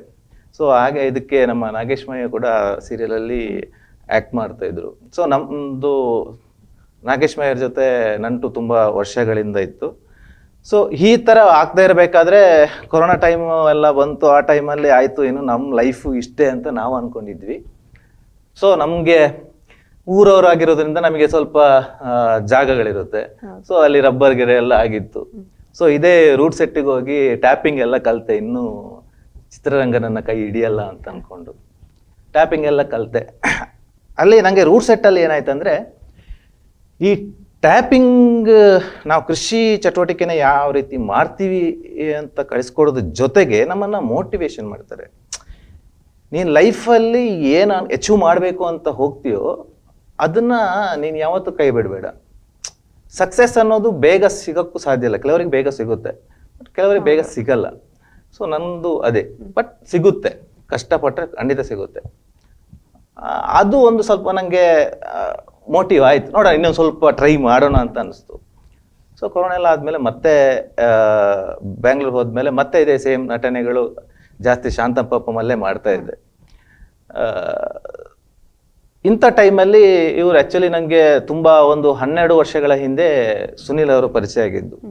ಅದು ಈ ಬಂಧನ ಅಂತ ಸೀರಿಯಲಲ್ಲಿ ನಾನು ಅದರಲ್ಲಿ ಸಹ ನಿರ್ದೇಶಕನಾಗಿದ್ದೆ. ಅವರು ಒಂದು ಆ್ಯಕ್ಟಿಂಗ್ ಮಾಡೋಕ್ಕೆ ಅದಕ್ಕೆ ಬಂದಿದ್ರು. ಅವರು ಅಲ್ಲಿ ಯಾರ ಜೊತೆ ಫೋನಲ್ಲಿ ನಾನು ಮಾತಾಡ್ತಾ ಇರ್ಬೇಕಾದ್ರೆ ಅಂದರೆ ಈ ನಮಗೆ ಸೀರಿಯಲ್ ಆಗಲಿ ಫಿಲ್ಮಲ್ಲಿ ಆಗಲಿ ನಮ್ಮವರು ಅಂತ ಕನೆಕ್ಟ್ ಆಗೋದು ಯಾಕಂದರೆ ನಾವು ತುಳು ಮಾತಾಡಿದಾಗ, ನಾವು ಫೋನಲ್ಲಿ ತುಳು ಮಾತಾಡ್ತಾ ಇರ್ಬೇಕಾದ್ರೆ ಇರು ಉರ್ದಾರ ಅಂದಂದು ಇರು ಅಲ್ಪ ಏನು ಉಜ್ಜಿರೆ ಯಾರು ಬಂದ್ ಇಂಚ ಹಂಗೆ ಶುರುವಾದ ಜರ್ನಿ. ಈ ನಂಟುಗಳು ಹೋಗ್ತಾ ಹೋಗ್ತಾ ಆ ಜರ್ನಿ ಹಾಗೆ ಸಾಕ್ತು. ಅಂದರೆ ಅವ್ರು ನಮ್ಮ ಮನೆಗೆ ಬರ್ತಾ ಇದ್ರು, ಹೀಗೆ ನಡೀತಾ ಇತ್ತು. ಸೊ ನಾವು ಅಂದರೆ ಕೆಲವೊಂದ್ಸಲ ನಾವು ಮಾತಾಡೋದಿದೆ, ಏನು ಮಾಡೋಕ್ಕಾಗಿಲ್ಲ, ಏನು ಮಾಡೋದು ಹಾಗೆ ಹೀಗೆ ಅಂತ. ಇಂಥ ಟೈಮಲ್ಲಿ ಅವ್ರಿಗೆ ಆ್ಯಕ್ಚುಲಿ ಸರ್ ಅವ್ರು ಹೇಳ್ದಂಗೆ ಈ ಥರ ಮೂವಿ ಮಾಡಬೇಕು ಅಂತ ಹೇಳಿದಾಗ ಫಸ್ಟ್ ಆಫ್ ಆಲ್ ಅವರು ಹೇಳಿದರು ಬೇಡ ಅಂತ. ಅದಾದಮೇಲೆ ಏನೋ ಅವ್ರದ್ದು ತೋರಿಸಿ ಓಕೆ, ಅವ್ರಿಗೇನು ಅನಿಸ್ತು ಗೊತ್ತಿಲ್ಲ, ಓಕೆ ನನ್ನ ಬಗ್ಗೆ ಅವ್ರಿಗೆ ಒಳ್ಳೆ ಅಭಿಪ್ರಾಯಗಳಿರ್ಬೋದು. ಸೊ ಒಂದು ದಡ ಸೇರಿಸ್ಬೋದು ಅನ್ನೋ ನನ್ನ ಮೇಲೆ ಒಪ್ಸಿರ್ಬೋದು ಸುನೀಲ್ ಅವರಿಗೆ. ಸೊ ಅದರಿಂದಾಗಿ ಪ್ರೊಡ್ಯೂಸರಿಗೆ ನನ್ನ ಪರಿಚಯ ಮಾಡಿಕೊಟ್ರು. ಅಂದರೆ ನೀವೊಂದ್ಸಲ ಹೋಗಿ ಅವರಿಗೆ ಮಾತಾಡಿ ನೋಡೋಣ, ಓಕೆ ಅಂದರೆ ಮೂವಿ ಶುರು ಮಾಡೋಣ ಅಂತ.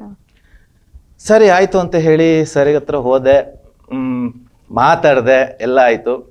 ಅದಾದಮೇಲೆ ಓಕೆ ಅಂದರು. ಅದಾದಮೇಲೆ ಅವರೊಂದು ಕತೆ ಕೊಟ್ಟರು. ಸೊ ಆ ಕತೆನ ಆ್ಯಕ್ಚುಲಿ ಅದು ಅವ್ರಿಗೆ ಆ್ಯಕ್ಚುಲಿ ಅಂದರೆ ಸಿನಿಮಾಗಳನ್ನ ತುಂಬ ನೋಡ್ತಾ ಇದ್ರು, ಬಟ್ ಕತೆ ಕೊಟ್ಟಾಗ ಕತೆ ತುಂಬ ಚೆನ್ನಾಗಿತ್ತು. ಬಟ್ ಆ ಲೆಂತ್ಗಳು ಎಷ್ಟಿರಬೇಕು ಅನ್ನೋದು ಅವ್ರಿಗೆ ಇರಲಿಲ್ಲ. ಬಟ್ ಅವ್ರು ಒಂದು ಕತೆ ಕೊಟ್ಟಿದ್ದು ನಮಗೆ ಸುಮಾರು ಒಂದು ಕರೆಕ್ಟಾಗಿ ನಿಮ್ಗೆ ಮಾಡ್ಬೇಕಂದ್ರೆ ಒಂದು 2 ಸಿನಿಮಾ ಮಾಡ್ಬೋದು, ಆ ರೀತಿ ಇತ್ತು. ಸೊ ಒಂದು ರೀತಿಯಲ್ಲಿ ಇದು ತುಂಬ ನಮಗೆ ಉಪಯೋಗ ಆಯಿತು. ಅಂದರೆ ಈಗ ಒಂದು ಸಿನಿಮಾ ಸಬ್ಜೆಕ್ಟ್ನ ನಾವು ಒಂದು ಸಿನಿಮಾ ಮಾಡೋಕ್ಕೆ ಮಾಡಿದಾಗ ಏನಾಗುತ್ತೆ, ಕೆಲವು ಸನ್ನಿವೇಶಗಳಲ್ಲಿ ಲ್ಯಾಗ್ ಅಂತ ಅನಿಸುತ್ತೆ. ಬಟ್ ನಮಗೆ 2 ಸಿನಿಮಾದ ಕತೆ ಇತ್ತು. ಸೊ ಮಾಡಿದಾಗ ಒಂದು 4 ಅವರ್ ಆಗುವಷ್ಟು ಫೂಟೇಜ್ಗಳು ಮಾಡುವಂಥದ್ದು ಇತ್ತು ಅದರಲ್ಲಿ. ಬಟ್ ನಾವು ಅದನ್ನ ಅಂದರೆ ಪೇಪರ್ ವರ್ಕ್ ಮಾಡಿ 2 ಗಂಟೆಗೆ ಎಷ್ಟಾಗುತ್ತೋ ಅಷ್ಟು ನಾವು ಕಟ್ ಆಫ್ ಮಾಡಿ, ಅಂದರೆ 120 ಸೀನಿಂದ 68 ಸೀನಿಗೆ ಕಟ್ ಆಫ್ ಮಾಡ್ಕೊಂಡ್ವಿ. ಸೊ ಅಲ್ಲಿ ನಮಗೆ ಹೆಲ್ಪ್ ಆಯಿತು. ಅದಾದಮೇಲೆ ಇದಕ್ಕೆಷ್ಟು ಬಜೆಟ್ ಬೇಕು. ಸೊ ಅವ್ರು ಬಜೆಟ್ ಫಸ್ಟಿಗೆ ಹೇಳಿದರು, ನನ್ನ ಹತ್ರ ಇಷ್ಟು ಬಜೆಟ್ ಇದೆ ಅಂತ, ಈ ಬಜೆಟಿಗೆ ಮಾಡೋಕ್ಕಾಗುತ್ತಾ ಅಂತ. ಅಲ್ಲ, ಫಸ್ಟ್ ಆಫ್ ಆಲ್ ಅವರು ಒಂದು ಹೇಳಿದರು, ಅಂದರೆ ನನ್ನ ಹತ್ರ ಇಷ್ಟು ಇದೆ ದುಡ್ಡು, ಸೊ ಬೇಕಾದ್ರೆ ಇನ್ನೂ ಸ್ವಲ್ಪ ನಾನು ಅಡ್ಜಸ್ಟ್ ಮಾಡಿ ಕೊಡ್ತೇನೆ ಅಂತ ಹೇಳಿದರು. ಸರ್ ಅದಕ್ಕೆ ನಾನು ಹೇಳಿದೆ, ಸರ್ ಬೇಡ ಸರ್, ಈಗ ನಿಮ್ಮ ಹತ್ರ ನಿಮ್ಮ ಕೈಯಲ್ಲಿ ಎಷ್ಟಿದೆ ಅಷ್ಟಕ್ಕೆ ಮಾಡೋಣ. ಯಾಕಂದರೆ ಸಿನಿಮಾಗಳನ್ನ ನಾವು ಮಾಡ್ತಾ ಹೋದಾಗ ಏನಾಗುತ್ತೆ ಅಂತ ಹೇಳಿದ್ರೆ, ಒಂದು ನಾನು ಹೇಳಬೇಕಾದ್ರೆ, ಈಗ ಫಾರ್ ಎಕ್ಸಾಂಪಲ್ ಅಂತ ಹೇಳೋಣ, ಒಂದು 50 ಲಕ್ಷಕ್ಕೆ ಒಂದು ಸಿನಿಮಾ ಮಾಡ್ತೀನಿ ಅಂತ ಅನ್ಕೊಳ್ಳೋಣ. 50 ಲಕ್ಷಕ್ಕೆ ನಾವು ಸಿನಿಮಾ ಮಾಡೋಕ್ಕಂತ ಹೊಡ್ತಾರೆ ಪ್ರೊಡ್ಯೂಸರು, ಯಾರಾದ್ರು ಪ್ರೊಡ್ಯೂಸರ್, ಅಥವಾ 1 ಕೋಟಿ ಅಂತಾನೆ ಅನ್ಕೊಳ್ಳೋಣ, 1 ಕೋಟಿ ಅಂತ ಅನ್ಕೊಳ್ಳೋಣ. 1 ಕೋಟಿಗೆ ಒಂದು ಸಿನಿಮಾ ಮಾಡೋಣ ಅಂತ ಹೊಡ್ತಾರೆ. ಆವಾಗ ಏನಾಗುತ್ತೆ ಅಂದರೆ, ಹೋಗ್ತಾ ಹೋಗ್ತಾ ನಿಮಗೆ ಅದು ಅದರಲ್ಲಿ 1 ಕೋಟಿಯಲ್ಲಿ 50 ಅವ್ರ ಹತ್ರ ಕ್ಯಾಶ್ ಇರುತ್ತೆ, ಅಥವಾ 70 ಅವ್ರ ಹತ್ರ ಕ್ಯಾಶ್ ಇರುತ್ತೆ, 30 ಲಕ್ಷನ ಅಥವಾ 50 ಲಕ್ಷನ ಅವರು ಲೋನ ಫೈನಾನ್ಸ ಏನೋ ತಗೊಂಡಿರ್ತಾರೆ. ಸೊ ಸಿನಿಮಾ ಮುಗಿಬೇಕಾದ್ರೆ 1 ವರ್ಷ ಬೇಕು. ತದನಂತರ ಇದು ತೆರೆಗೆ ಬಂದು ಮಿಕ್ಕಿದ್ದೆಲ್ಲ ಟಿವಿ ರೈಟ್ಸು ಅದು ಇದು ಬರಬೇಕು 2 ವರ್ಷ ಬೇಕು. ಈ 2 ವರ್ಷದಲ್ಲಿ ಅವರು ಈ ಸಾಲ ತಗೊಂಡಿರ್ತಾರಲ್ವಾ, ಇದಕ್ಕೆ ಬಡ್ಡಿ ಹೋಗಿ ಇದು 1 ಕೋಟಿ ಪಿಕ್ಚರು 3 ಕೋಟಿಗೆ ಬಂದಿರುತ್ತೆ. ಸೊ ಇದಕ್ಕೆ ನಾನು ಅವ್ರಿಗೆ ಹೇಳಿದೆ, ನಿಮ್ಮ ಹತ್ರ ಎಷ್ಟಿದೆ ಆ ಬಜೆಟ್ನ ನಾವು ತಗೊಂಡು ಮಾಡೋಣ ಇಷ್ಟೇ. ಸೊ ನಮ್ಮ ಅಂದರೆ ನಾವು ಒಂದು ಟೀಮ್ ವರ್ಕ್ ಮಾಡಿರೋದ್ರಿಂದ ನಮಗೆ ನಾವು ಆ ಬಜೆಟಲ್ಲಿ ಮೂವಿನ ಮಾಡೋಕ್ಕೆ ನಮಗೆ ತುಂಬ ಹೆಲ್ಪ್ ಆಯಿತು. ಸೊ ತುಂಬ ಅಂದರೆ ಇವರಿಗೆ ನಾನು ಯಾವಾಗಲೂ ಚಿರಋಣಿ ಅಂತ ಹೇಳೋಕ್ಕೆ ಇಷ್ಟಪಡ್ತೀನಿ ನಮ್ಮ ಪ್ರೊಡ್ಯೂಸರಿಗೆ. ಯಾಕಂದರೆ ಇದು ನಾನು ಇಷ್ಟು ವರ್ಷ ಶ್ರಮ ಪಟ್ಟಿದ್ದಕ್ಕೆ ನನಗೆ ಪ್ರೋತ್ಸಾಹ. ಅಂದರೆ ಯಾರಿಗೆ ಈಗ ನಾನು 1 ವರ್ಷ ಫಿಲ್ಮ್ ಇಂಡಸ್ಟ್ರಿಗೆ ಹೋದ್ಮೇಲೆ 1 ವರ್ಷದಲ್ಲಿ 2 ವರ್ಷದಲ್ಲಿ ಡೈರೆಕ್ಟರ್ ಆಗೋರು ಇದ್ದಾರೆ. ಅಂದರೆ ಅವ್ರಿಗೆ ಕರೆಕ್ಟ್ ಆಗಿರೋ ಪ್ರೊಡ್ಯೂಸರ್ ಸಿಕ್ಕಿದ್ರೆ 100% ಆಗ್ತಾರೆ. ಬಟ್ ಈಗ ನಾವು ಯಾರು ಪ್ರೊಡ್ಯೂಸರ್ ಹುಡುಕೋದು, ಹೇಗೆ ಹುಡುಕ್ತೀವಿ, ಕೇಳ್ತೀವಿ, ನೋಡೋ ಒಂದು ಸೈಟ್ ಇದೆ, ಅದು ಸೇಲ್ ಆದ್ರೆ ಮಾಡ್ತೀನಿ, ಈ ಥರ ಕೆಲವೊಂದು ರೀಸನ್ ಇದೆ, ಅಯ್ಯೋ ಸೇಲ್ ಆಗಿಲ್ಲ ಏನು ಮಾಡೋದು ಅಂತ. ಅಂದರೆ ಕತೆ ಇಲ್ಲ ಅಂದರೆ ಅಷ್ಟು ಸುತ್ತಾಡ್ತಿರ್ತೀವಿ ನಾವು. ಸೊ ಅಂದರೆ ಅಷ್ಟು ಇಂಪಾರ್ಟೆಂಟ್ ನಮ್ಮ ಲೈಫಿಗೆ ಅವರು, ಒಬ್ಬ ಡೈರೆಕ್ಟ್ರಿಗೆ. ಯಾಕಂದರೆ ಅವನ ಏನು ಕೆಪಬಿಲಿಟಿ ಇದೆಯೋ ಅದನ್ನು ತೋರಿಸ್ಬೇಕಾದ್ರೆ ಪ್ರೊಡ್ಯೂಸರ್ ತುಂಬ ಇಂಪಾರ್ಟೆಂಟ್. ಸೊ ನಮಗೆ ತುಂಬ ಅಂದರೆ ನನ್ನ ಸುನಿಲ್ ಅವರಿಂದಾಗಿ ತುಂಬ ಅಂದರೆ ಏನಂತ ಹೇಳಿದ್ರೆ ಕ್ಲೋಸ್ ಆಗಿ ಸಿಕ್ಬಿಟ್ರು ಪ್ರೊಡ್ಯೂಸರ್. ಅವರು ಆ್ಯಕ್ಚುಲಿ ನನಗೆ ಪ್ರೊಡ್ಯೂಸರ್ ಅಂತ ನನಗೆ ಅನಿಸಿಲ್ಲ. ಅಂದರೆ ನನಗೆ ಅವ್ರ ಹತ್ರ ಹೋಗ್ತಾ ಹೋಗ್ತಾ ಹೆಂಗೆ ಅನಿಸ್ತು ಅಂದರೆ, ಒಬ್ಬ ತಂದೆ ಸ್ಥಾನದಲ್ಲಿ ನಿಂತು ಒಬ್ಬ ಮಗನ್ನ ಹೇಗೆ ನಡ್ಸ್ಕೊಂಡು ಹೋಗ್ತಾರ ಅದೇ ರೀತಿ ಅಂತ ನನಗೆ ಇಲ್ಲಿ ತನಕ ಈ ಸ್ಟೇಜ್ವರೆಗೂ ನನಗೆ ಅವ್ರನ್ನ ಅದೇ ರೀತಿ ಅನಿಸ್ತು. ಯಾವುದೇ ರೀತಿಯಲ್ಲಿ ನನಗೆ ಅದು ಯಾಕೆ ಮಾಡಿದೆ ಇದು ಯಾಕೆ ಮಾಡಿದೆ ಅಂತ ಕೇಳ್ತಾ ಇರಲಿಲ್ಲ. ಸೊ ಈ ಒಲವಿನ ಪಯಣದ ಜರ್ನಿ, ನಮ್ಮ ಈ ಶೂಟಿಂಗ್ ಪಯಣ ಆಗಲಿ ಎಲ್ಲ ಟೋಟಲ್ ಆಗಿ ಎಲ್ಲನೂ ತುಂಬ ಚೆನ್ನಾಗಿ ನಡ್ಕೊಂಡು ಬಂತು. ಸೊ ಯಾವುದೇ ರೀತಿಯ ಫೈನಾನ್ಸ್ ಅಂದರೆ ಪ್ರಾಬ್ಲಮ್, ದುಡ್ಡನ್ನ ಕರೆಕ್ಟ್ ಟೈಮಿಗೆ ಕರೆಕ್ಟಾಗಿ ಕೊಡ್ತಾ ಇದ್ರು.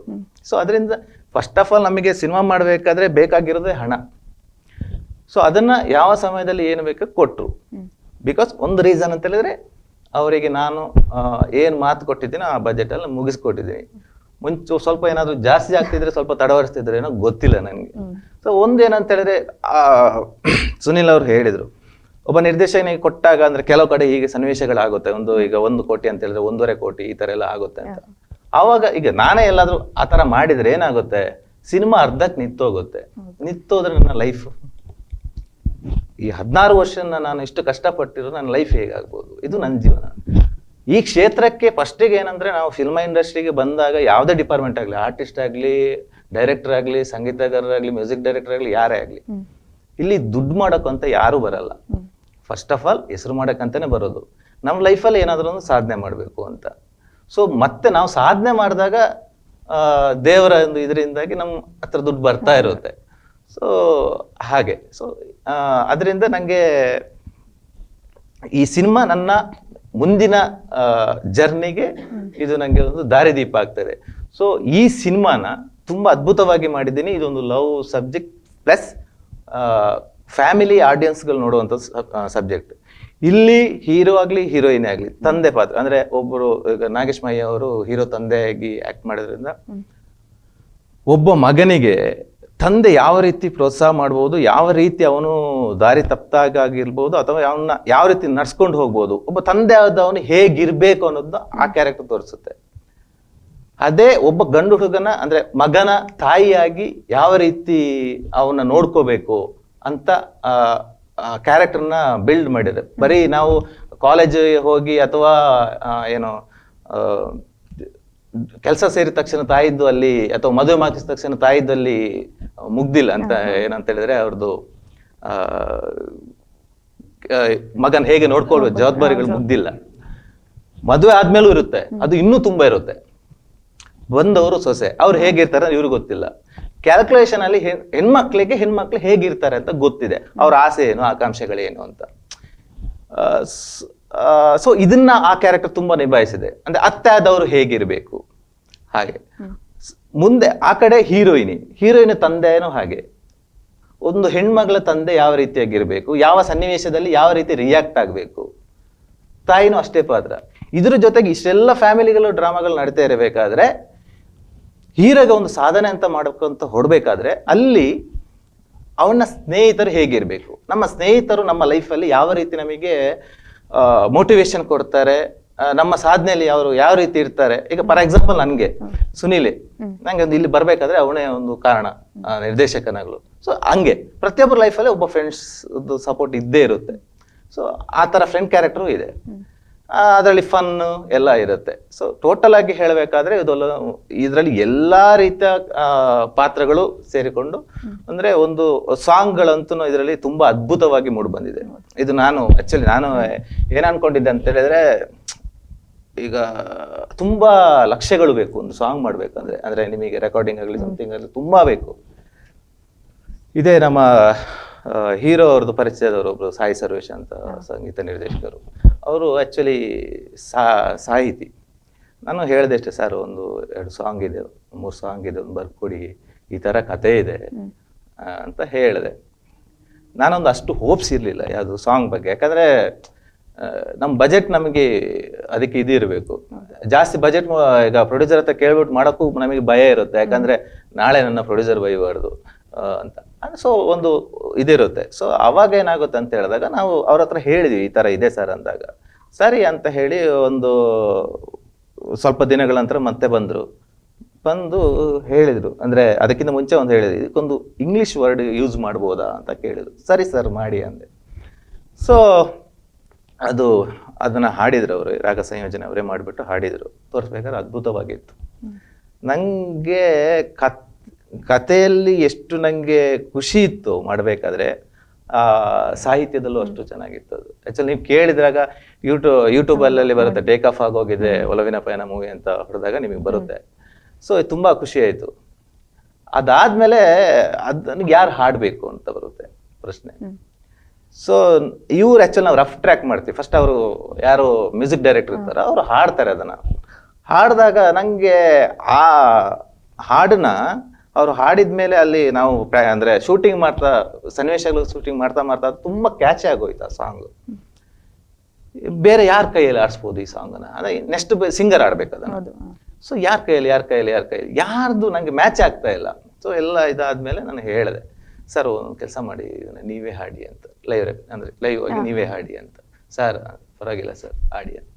ಸೊ ತುಂಬಾ ಅದ್ಭುತವಾಗಿದೆ ಬಂದಿದೆ. ಇನ್ನೊಂದು ಬಂದ್ಬಿಟ್ಟು ಅದು ಸರ್ ಹೇಳಿದ್ರು ರಾಜೇಶ್ ಕೃಷ್ಣನ್ ಕೈಯಲ್ಲಿ ಆಡ್ಸೋಣ ಅಂತ. ಸರಿ ಅವ್ರ ಕೈಯಲ್ಲಿ ಆಡ್ಸಿದ್ವಿ, ಅದನ್ನು ತುಂಬಾ ಚೆನ್ನಾಗಿದೆ. ಇನ್ನೊಂದು ವೀರ್ ಸಮರ್ಥ ಅಂತ, ಅವ್ರು ಆಕ್ಚುಲಿ ಮ್ಯೂಸಿಕ್ ಡೈರೆಕ್ಟರ್, ಒಂದು ಪ್ಯಾಥೋ ಸಾಂಗ್ ಅವ್ರ ಕೈಯಲ್ಲಿ ಆಡ್ಸಿದ್ವಿ, ಅದು ತುಂಬಾ ಅದ್ಭುತವಾಗಿದೆ. ಸರ್, ಈಗ 17 ವರ್ಷದ ಕನಸು ಕೆಲವೇ ದಿನಗಳಲ್ಲಿ ನನಸಾಗ್ತಿದೆ. ಈಗ ಸಿನಿಮಾಗೆ ಬರ್ಬೇಕಂದ್ರೆ ಫ್ಯಾಮಿಲಿ ಸಪೋರ್ಟ್ ಕೂಡ ಅಷ್ಟೇ ಇಂಪಾರ್ಟೆಂಟ್. ಹೇಗಿತ್ತು ಸಪೋರ್ಟ್ ಎಲ್ಲ ಫ್ಯಾಮಿಲಿಯಲ್ಲಿ? ಆಕ್ಚುಲಿ ತುಂಬಾ ಸಪೋರ್ಟ್ ಇತ್ತು. ಫೈನಾನ್ಷಿಯಲ್ ಆಗಿ ನನಗೆ ನನ್ನ ಮನೆಯಲ್ಲಿ ಒಂದಷ್ಟು ಪ್ರಾಬ್ಲಮ್ ಇಲ್ದಿರೋ ಕಾರಣ, ಯಾಕಂದರೆ ಅವರು ಗೌರ್ಮೆಂಟ್ ಎಂಪ್ಲಾಯ್ ಆಗಿರೋದ್ರಿಂದ ಸ್ವಲ್ಪ ಅವರಿಗೆ ಪೆನ್ಷನ್ ಅಂತ ಬರ್ತಾ ಇತ್ತು. ಸೊ ನಂಗೆ ತಂದೆನ ನೋಡ್ಕೊಳ್ಳುವಂತ ಇದಿಲ್ಲ, ಅಂದ್ರೆ ಫೈನಾನ್ಷಿಯಲ್ ಆಗಿ ಪ್ರೀತಿಯಿಂದ ನೋಡ್ಕೊಳ್ಳೇಬೇಕು ಅಂದ್ರೆ ದುಡ್ಡಿನ ಮಟ್ಟದಲ್ಲಿ. ಸೊ ಸಿನಿಮಾ ಇಂಡಸ್ಟ್ರಿಯಲ್ಲಿ ಸ್ವಲ್ಪ ತಂದೆ ತಾಯಿ ಅಂದ್ರೆ ಅದಕ್ಕೆ ಯಾರಾದ್ರೂ ಹೋಗ್ತಾರೆ ಅಂದ್ರೆ, ಮಕ್ಕಳು ಹೋಗ್ತಾರೆ ಅಂದ್ರೆ ತಂದೆ ತಾಯಿನ ನೋಡ್ಕೊಳ್ಳುವಂತ ಸ್ಥಿತಿ ಇದ್ರೆ ತುಂಬಾ ಕಷ್ಟ. ಯಾಕಂದ್ರೆ ನಾವೇ ಈಗ ನಾವು ಸ್ಟಾರ್ಟಿಂಗ್ ಸ್ಟೇಜ್ ಅಲ್ಲಿ ಎಷ್ಟೋ ದಿನ ಊಟ ಇಲ್ಲದೆ ಬದುಕಿದ್ದೆ. ಶೂಟಿಂಗ್ ಇದ್ರೆ ಮಾತ್ರ ನಮಗೆ ಊಟ ಅಂತ ಸಂದರ್ಭಗಳು ತುಂಬಾ ಇತ್ತು. ಸೊ ಇದ್ರ ಜೊತೆಗೆ ತಂದೆನ ನೋಡ್ಕೋಬೇಕಾದ್ರೆ ತುಂಬಾ ಕಷ್ಟ ಇತ್ತು. ಸೊ ನಾನು ಬ್ಯಾಂಗ್ಳೂರಿಗೆ ಫಸ್ಟ್ ಹೋದಾಗ ಅಲ್ಲಿ ಬೇರೆ ಕಂಪನಿಯಲ್ಲಿ ವರ್ಕ್ ಮಾಡ್ತಾ ಇದ್ದೆ. ಹೀಗೆ ಮಾತಾಡ್ತಾ ಅಂದ್ರೆ ನಿಮ್ಮ ಮಗ ಈ ತರ ಇಂಡಸ್ಟ್ರಿಗೆಲ್ಲ ಹೋಗಿದ್ದಾನೆ, ಹಿಂಗೆ ಬದುಕು ಬೇರೆ ಫ್ಯಾಮಿಲಿ ಅವ್ರು ನಮ್ಮ ತಂದೆ ಹತ್ರ ಕೇಳಿದಾಗ ನಾನು ಕೇಳಿಸ್ಕೊಂಡಿದ್ದೆ ದೂರದಿಂದ. ನನ್ನ ಮಗನ ಬಗ್ಗೆ ನಂಗೆ ಒಪ್ಸಿದೆ, ಅವನು ಎಲ್ಲೋ ಹೋದ್ರು ಬದುಕೊಂತಾನೆ ಅಂತ. ಸೊ ಇದು ನಂಗೆ ಸ್ವಲ್ಪ ಮೋಟಿವೇಶನ್ ಆಯ್ತು. ಹಾಗೆ ಅದೇ ರೀತಿ ನನ್ನ ವೈಫು, ಅವಳಿಂದಲೂ ತುಂಬಾ ಇದಕ್ಕೆ ಸಪೋರ್ಟ್ ಇದೆ. ಸೊ ಅದರಿಂದ ನಂಗೇನು ಫ್ಯಾಮಿಲಿ ಕಡೆಯಿಂದ ಏನು ಅದಕ್ಕೆ ಪ್ರಾಬ್ಲಮ್ ಆಗಿಲ್ಲ, ಚೆನ್ನಾಗಿ ನಡೆಯಿತು. ಸರ್, ಈಗ ನೀವು ಮಂಗಳೂರಿನವರೇ ಆಗಿರೋದ್ರಿಂದ ಒಂದು ಕ್ವಶನ್, ಈಗ ತುಳುವಿನಲ್ಲಿ ಕೂಡ 10 ಸಿನಿಮಾ, ವರ್ಷಕ್ಕೆ 10 ಸಿನಿಮಾಗಳು ಬರ್ತಾ ಇದೆ. ಅದನ್ನು ಬಿಟ್ಟು ಕನ್ನಡದಲ್ಲಿ ಸಿನಿಮಾ ಮಾಡಲಿಕ್ಕೆ ರೀಸನ್ ಏನಂತ ಹೇಳಿ? ನಿಜವಾಗ್ಲೂ ಇದೊಂದು ನಂಗೆ ಆಕ್ಚುಲಿ ಬೇಜಾರದ ಸಂಗತಿ. ಯಾಕಂದ್ರೆ ನಾನು ಇಲ್ಲಿ ಸಿನಿಮಾ ಜರ್ನಿ ಅಂತ ಹೊರಟಾಗ ನಮ್ಮ ಕೋಸ್ಟಲ್ ಹುಡ್ ಇಷ್ಟು ಬೆಳೆದಿರ್ಲಿಲ್ಲ. ಅವಾಗ 2 ವರ್ಷಕ್ಕೊಂದು ಸಿನಿಮಾನ ಈ ತರ ಏನೋ ನಡೀತಾ ಇತ್ತು. ಅವಾಗ ಏನು ಮಾಡ್ಬೋದು, ಇಲ್ಲಿ ಏನ್ ಮಾಡಕ್ಕಾಗಲ್ಲ, ಬ್ಯಾಂಗ್ಳೂರಿಗೆ ಹೋಗೋಣ.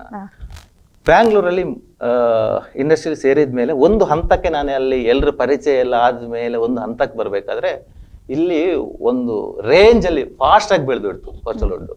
ಅವಾಗ ನಂಗೆ ಆ ಟೈಮಲ್ಲಿ ಏನಾಗಿದೆ ಅಂದ್ರೆ ನಂಗೆ ಮದುವೆ ಆಗಿತ್ತು. ಅಂದ್ರೆ ಅವಳು ಪುತ್ತೂರವಳೆ, ಬಟ್ ಅಲ್ಲಿ ನಾವು ಬ್ಯೂಟಿ ಪಾರ್ಲರ್ ಬಿಸ್ನೆಸ್ ಈ ತರ ಎಲ್ಲ ಮಾಡಿ ಸೆಟ್ಲ್ ಆಗಿದ್ದೀವಿ.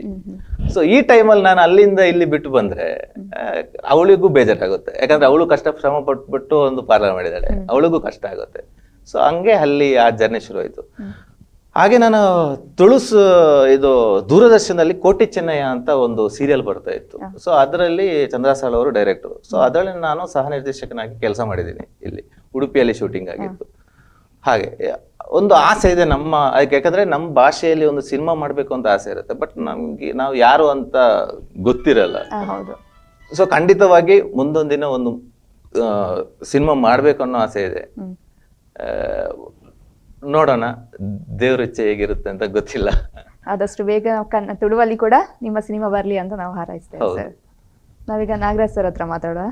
ಸರ್, ಈಗ ಯಾರದೇ ಅಂದ್ರೆ ಈಗ ಮೊದಲನೇ ಸಿನಿಮಾ ಅಂತ ಹೇಳಿದ್ರೆ ಯಾರು ಮೊದಲಿಗೆ ಅಂದ್ರೆ ನಾವು ಇನ್ವೆಸ್ಟ್ ಮಾಡೋದು ಹೇಗೆ ಅಂತ ಹೇಳಿ ಹಿಂಜರಿತಾರೆ. ಆದ್ರೆ ನೀವು ಹೇಗೆ ಕಿಶನ್ ಬಲ್ನಾಡ್ ಸರ್ ಹತ್ರ ಸಿನಿಮಾ ಮಾಡ್ಬೋದು, ಇದರಲ್ಲಿ ಯಶಸ್ಸು ಕಾಣ್ಬೋದು ಅಂತ ಹೇಗೆ ಅನಿಸ್ತು ನಿಮ್ಗೆ? ಕತೆ ನಂದೇ ಆಗಿರೋದ್ರಿಂದ ಕಥೆಯಲ್ಲಿ ದಮ್ಮಿತ್ತು. ನಂದು ಲೈಫ್ ಸ್ಟೋರಿ ಏನಂದ್ರೆ, ನಾನು ಒಬ್ಬ 99 ಬೆಂಗಳೂರಿಗೆ ಬಂದಿರೋದು. ನಮ್ಮದು ಬಾಗಲಕೋಟೆ ಡಿಸ್ಟಿಕ್ ಗುಳೇಗುಡ್ಡ ನಮ್ಮ ಊರು. ಸೊ ಇಲ್ಲಿ ಬಂದಾಗ ನಾನು ಸುಮಾರು ಫಿಲಮ್ಗಳು ನೋಡ್ತಾ ಇದ್ದೆ, ಒಂದು ಫ್ಯಾಕ್ಟ್ರಿಯಲ್ಲಿ ಕೆಲಸ ಮಾಡ್ಕೊಂಡಿದ್ದೆ. ಸೊ ಅವಾಗ ನಾನು ಫಿಲಮ್ ನೋಡ್ಬೇಕಾದ್ರೆ ಹೀರೋ ನೋಡಿ ಬೆಳೆದಿರೋದು. ಈಗಿನ ಥರ ಈಗ ವಿಲನ್ಗಳನ್ನೇ ಅದೇ ಥರ ಇರ್ತಾರೆ ಜನಗಳು, ಡಿಸೆನ್ಸಿ ಇರಲ್ಲ ಒಂಥರ. ನಾನು ಹೀರೋ ನೋಡಿ ಬೆಳೆದಿರೋದು. ಸೊ ಹಿಂಗಾಗಿ ನನಗೆ ಫಿಲಮ್ ಹಾಬಿ ಇತ್ತು. ಆಮೇಲೆ ಫಿಲಮ್ಗಳಲ್ಲಿ ನೋಡ್ತಾ ನೋಡ್ತಾ ಓ ಇದೇ ಥರ ಇರಬೇಕು, ಹಿಂಗಿದ್ರೆ ಚೆನ್ನಾಗಿರ್ತಾ ಇತ್ತು ಅನ್ನೋ ಒಂದು ಡಿಸಿಷನ್ಗಳನ್ನ ನಾನೇ ಅನ್ಕೊತಾ ಇದ್ದೆ. ಸೊ ಅದರಿಂದ ಅದು ಒಂದು ಸ್ವಲ್ಪ ಹೆಚ್ಚಾಗ್ತಾ ಹೋಯ್ತು. ಹೆಚ್ಚಾಗ್ತಾ ಹೋದಂಗೆ ಇವಾಗ ನಾವು ಏನು ಮಾಡೋಕ್ಕೆ ಸಾಧ್ಯ, ನಾವು ಆ್ಯಕ್ಟರ್ ಅಲ್ಲ, ಇವಾಗ ನಾವು ಪ್ರೇಕ್ಷಕರಾಗಿ ಏನು ನಮ್ಮ ಕೈಲಿ ಮಾಡೋಕ್ಕಾಗಲ್ಲ ಅಂದ್ಕೊಂಡು ನಾವು ಇವಾಗ ಒಂದು ಫಿಲಮ್ ಮಾಡೋಣ ಅಂತ ಒಂದು ಪ್ಲಾನ್ ಮಾಡಿಕೊಂಡೆ. ಅದು ಕತೆ ನನಗೆ ಒಂದಿತ್ತು, ಮಾಡೋಣ ಅಂತ ಆಸೆ ಇತ್ತು. ಅವಾಗ ಸುನಿಲ್ ಅವರು ನನಗೆ 15 ವರ್ಷ ಪರಿಚಯ. ಅವರು ನಮ್ಮದು ವೇಯಿಂಗ್ ಸ್ಕೇಲಲ್ಲೇ ಪಾರ್ಟ್ ಟೈಮ್ ಆಗಿ ಅವಾಗ ಬಂದು ಕೆಲಸ ಮಾಡ್ತಾಯಿದ್ರು. ಸೊ ಹಿಂಗಾಗ್ಬಿಟ್ಟು ಅವ್ರಿಗೆ ಹೇಳ್ತಾ ಇದ್ದೆ ನನ್ನ ಸ್ಟೋರಿನ, ಯಾವ್ದಾದ್ರು ಫಿಲಮ್ ಆ ಫಿಲಮ್ ಅಂದರೆ ನಾನು ಅವಾಗ ಎವ್ರಿ ಶುಕ್ರವಾರ 10:00 ಮೊಬೈಲನ್ನು ಸ್ವಿಚ್ ಆಫ್ ಮಾಡಿ ನೋಡ್ತಾ ಇದ್ದೆ. ಅಂದರೆ ಅಷ್ಟು ಕಾನ್ಸಂಟ್ ಆಗಿ, ಮೊಬೈಲ್ ಬಂದರೆ ಡಿಸ್ಟರ್ಬ್ ಆಗುತ್ತೆ ಅಂತ. ಸೊ ಆ ಥರ ಇರ್ಬೇಕಾದ್ರೆ ಇವಾಗ ನಾನು ಬಂದ್ಬಿಟ್ಟು ವಿಮರ್ಶೆ ಹೇಳ್ತಾ ಇದ್ದೆ, ಹಿಂಗಿದ್ರೆ ಚೆನ್ನಾಗಿರ್ತಾ ಇತ್ತು, ಈ ಥರ ಮಾಡಿದರೆ ಇನ್ನೂ ಚೆನ್ನಾಗಿ ಬರ್ತಾ ಇತ್ತು ಫಿಲಮ್ ಅಂತ ನಾನು ಅನ್ಕೊತಾ ಇದ್ದೆ. ಅದೇ ಅನ್ಕೊಂಡು ಒಂದು ಸ್ವಲ್ಪ ದುಡ್ಡು ಬೇಕಲ್ಲ, ಪ್ರೊಡ್ಯೂಸರ್ ಆದರೂ ಆಗೋಣ ಅಂತ ಹೇಳ್ಬಿಟ್ಟು ಪ್ಲಾನ್ ಮಾಡಿಕೊಂಡು ಸ್ವಲ್ಪ ದುಡ್ಡು ಇಟ್ಕೊಂಡು ಫಿಲಮ್ ಮಾಡೋಣ ಅಂತ ನಾನು ಸುನಿಲ್ ಅವ್ರಿಗೆ ಹೇಳಿದೆ. ಅವರು ಈ ಇಂಡಸ್ಟ್ರಿಯಲ್ಲಿ ಬೇಡ, ಕಷ್ಟ ಇದೆ, ಇವಾಗೆಲ್ಲ ಹೇಳೋದು 1 ರೂಪಾಯಿ ಬಟ್ ಮಾಡೋದು 3 ರೂಪಾಯಿ, ಆ ಥರ ಮಾಡ್ತಾರೆ. ಕಷ್ಟ ಆಗುತ್ತೆ ನಿಮಗೆ. ನೋಡಿ ನೀವು ಕಷ್ಟಪಟ್ಟು ಬೆಳೆದೆ ಅಂದರೆ ನಾನು ನಮ್ಮ ವೈಫು ಆಮೇಲೆ ಎಂಪ್ಲಾಯ್ ಅಷ್ಟೇ. ನಾವು ತುಂಬ ಶ್ರಮ ಪಟ್ಟಿದ್ದೀನಿ. ನಮ್ಮ ಮಕ್ಕಳ ಜೊತೆನೂ ಕೂಡ ನಾನು ಚಿಕ್ಕ ಮಕ್ಕಳು ಇರ್ಬೇಕಾದ್ರೆ ಆಟ ಆಡಿಲ್ಲ ಅವ್ರ ಜೊತೆಯಲ್ಲಿ. ಅವ್ರ ಜೊತೆ ನಾನು ಯಾವುದೇನೇ ಎಂಜಾಯ್ಮೆಂಟ್ ಮಾಡಿಲ್ಲ. ಯಾಕಂದ್ರೆ ನಾನು ಬಿಸ್ನೆಸ್ ಮೇಲೆ ತುಂಬ ಕಾನ್ಸಂಟ್ರೇಟ್ ಮಾಡಿರೋದು. ಬೆಳಗ್ಗೆ 9 ಗಂಟೆಗೆ ಹೋದರೆ ರಾತ್ರಿ 8, 8:30, 9 ಗಂಟೆ ಮನೆ ಬರ್ತಾ ಇದ್ದೆ. ಸೊ ಅಷ್ಟೊತ್ತಿಗೆ ಮಕ್ಕಳು ಹೀಗಾಗಿ ಆ ಥರ ಶ್ರಮ ಪಟ್ಟಿರೋದು ಅವರು ನೋಡಿದರು.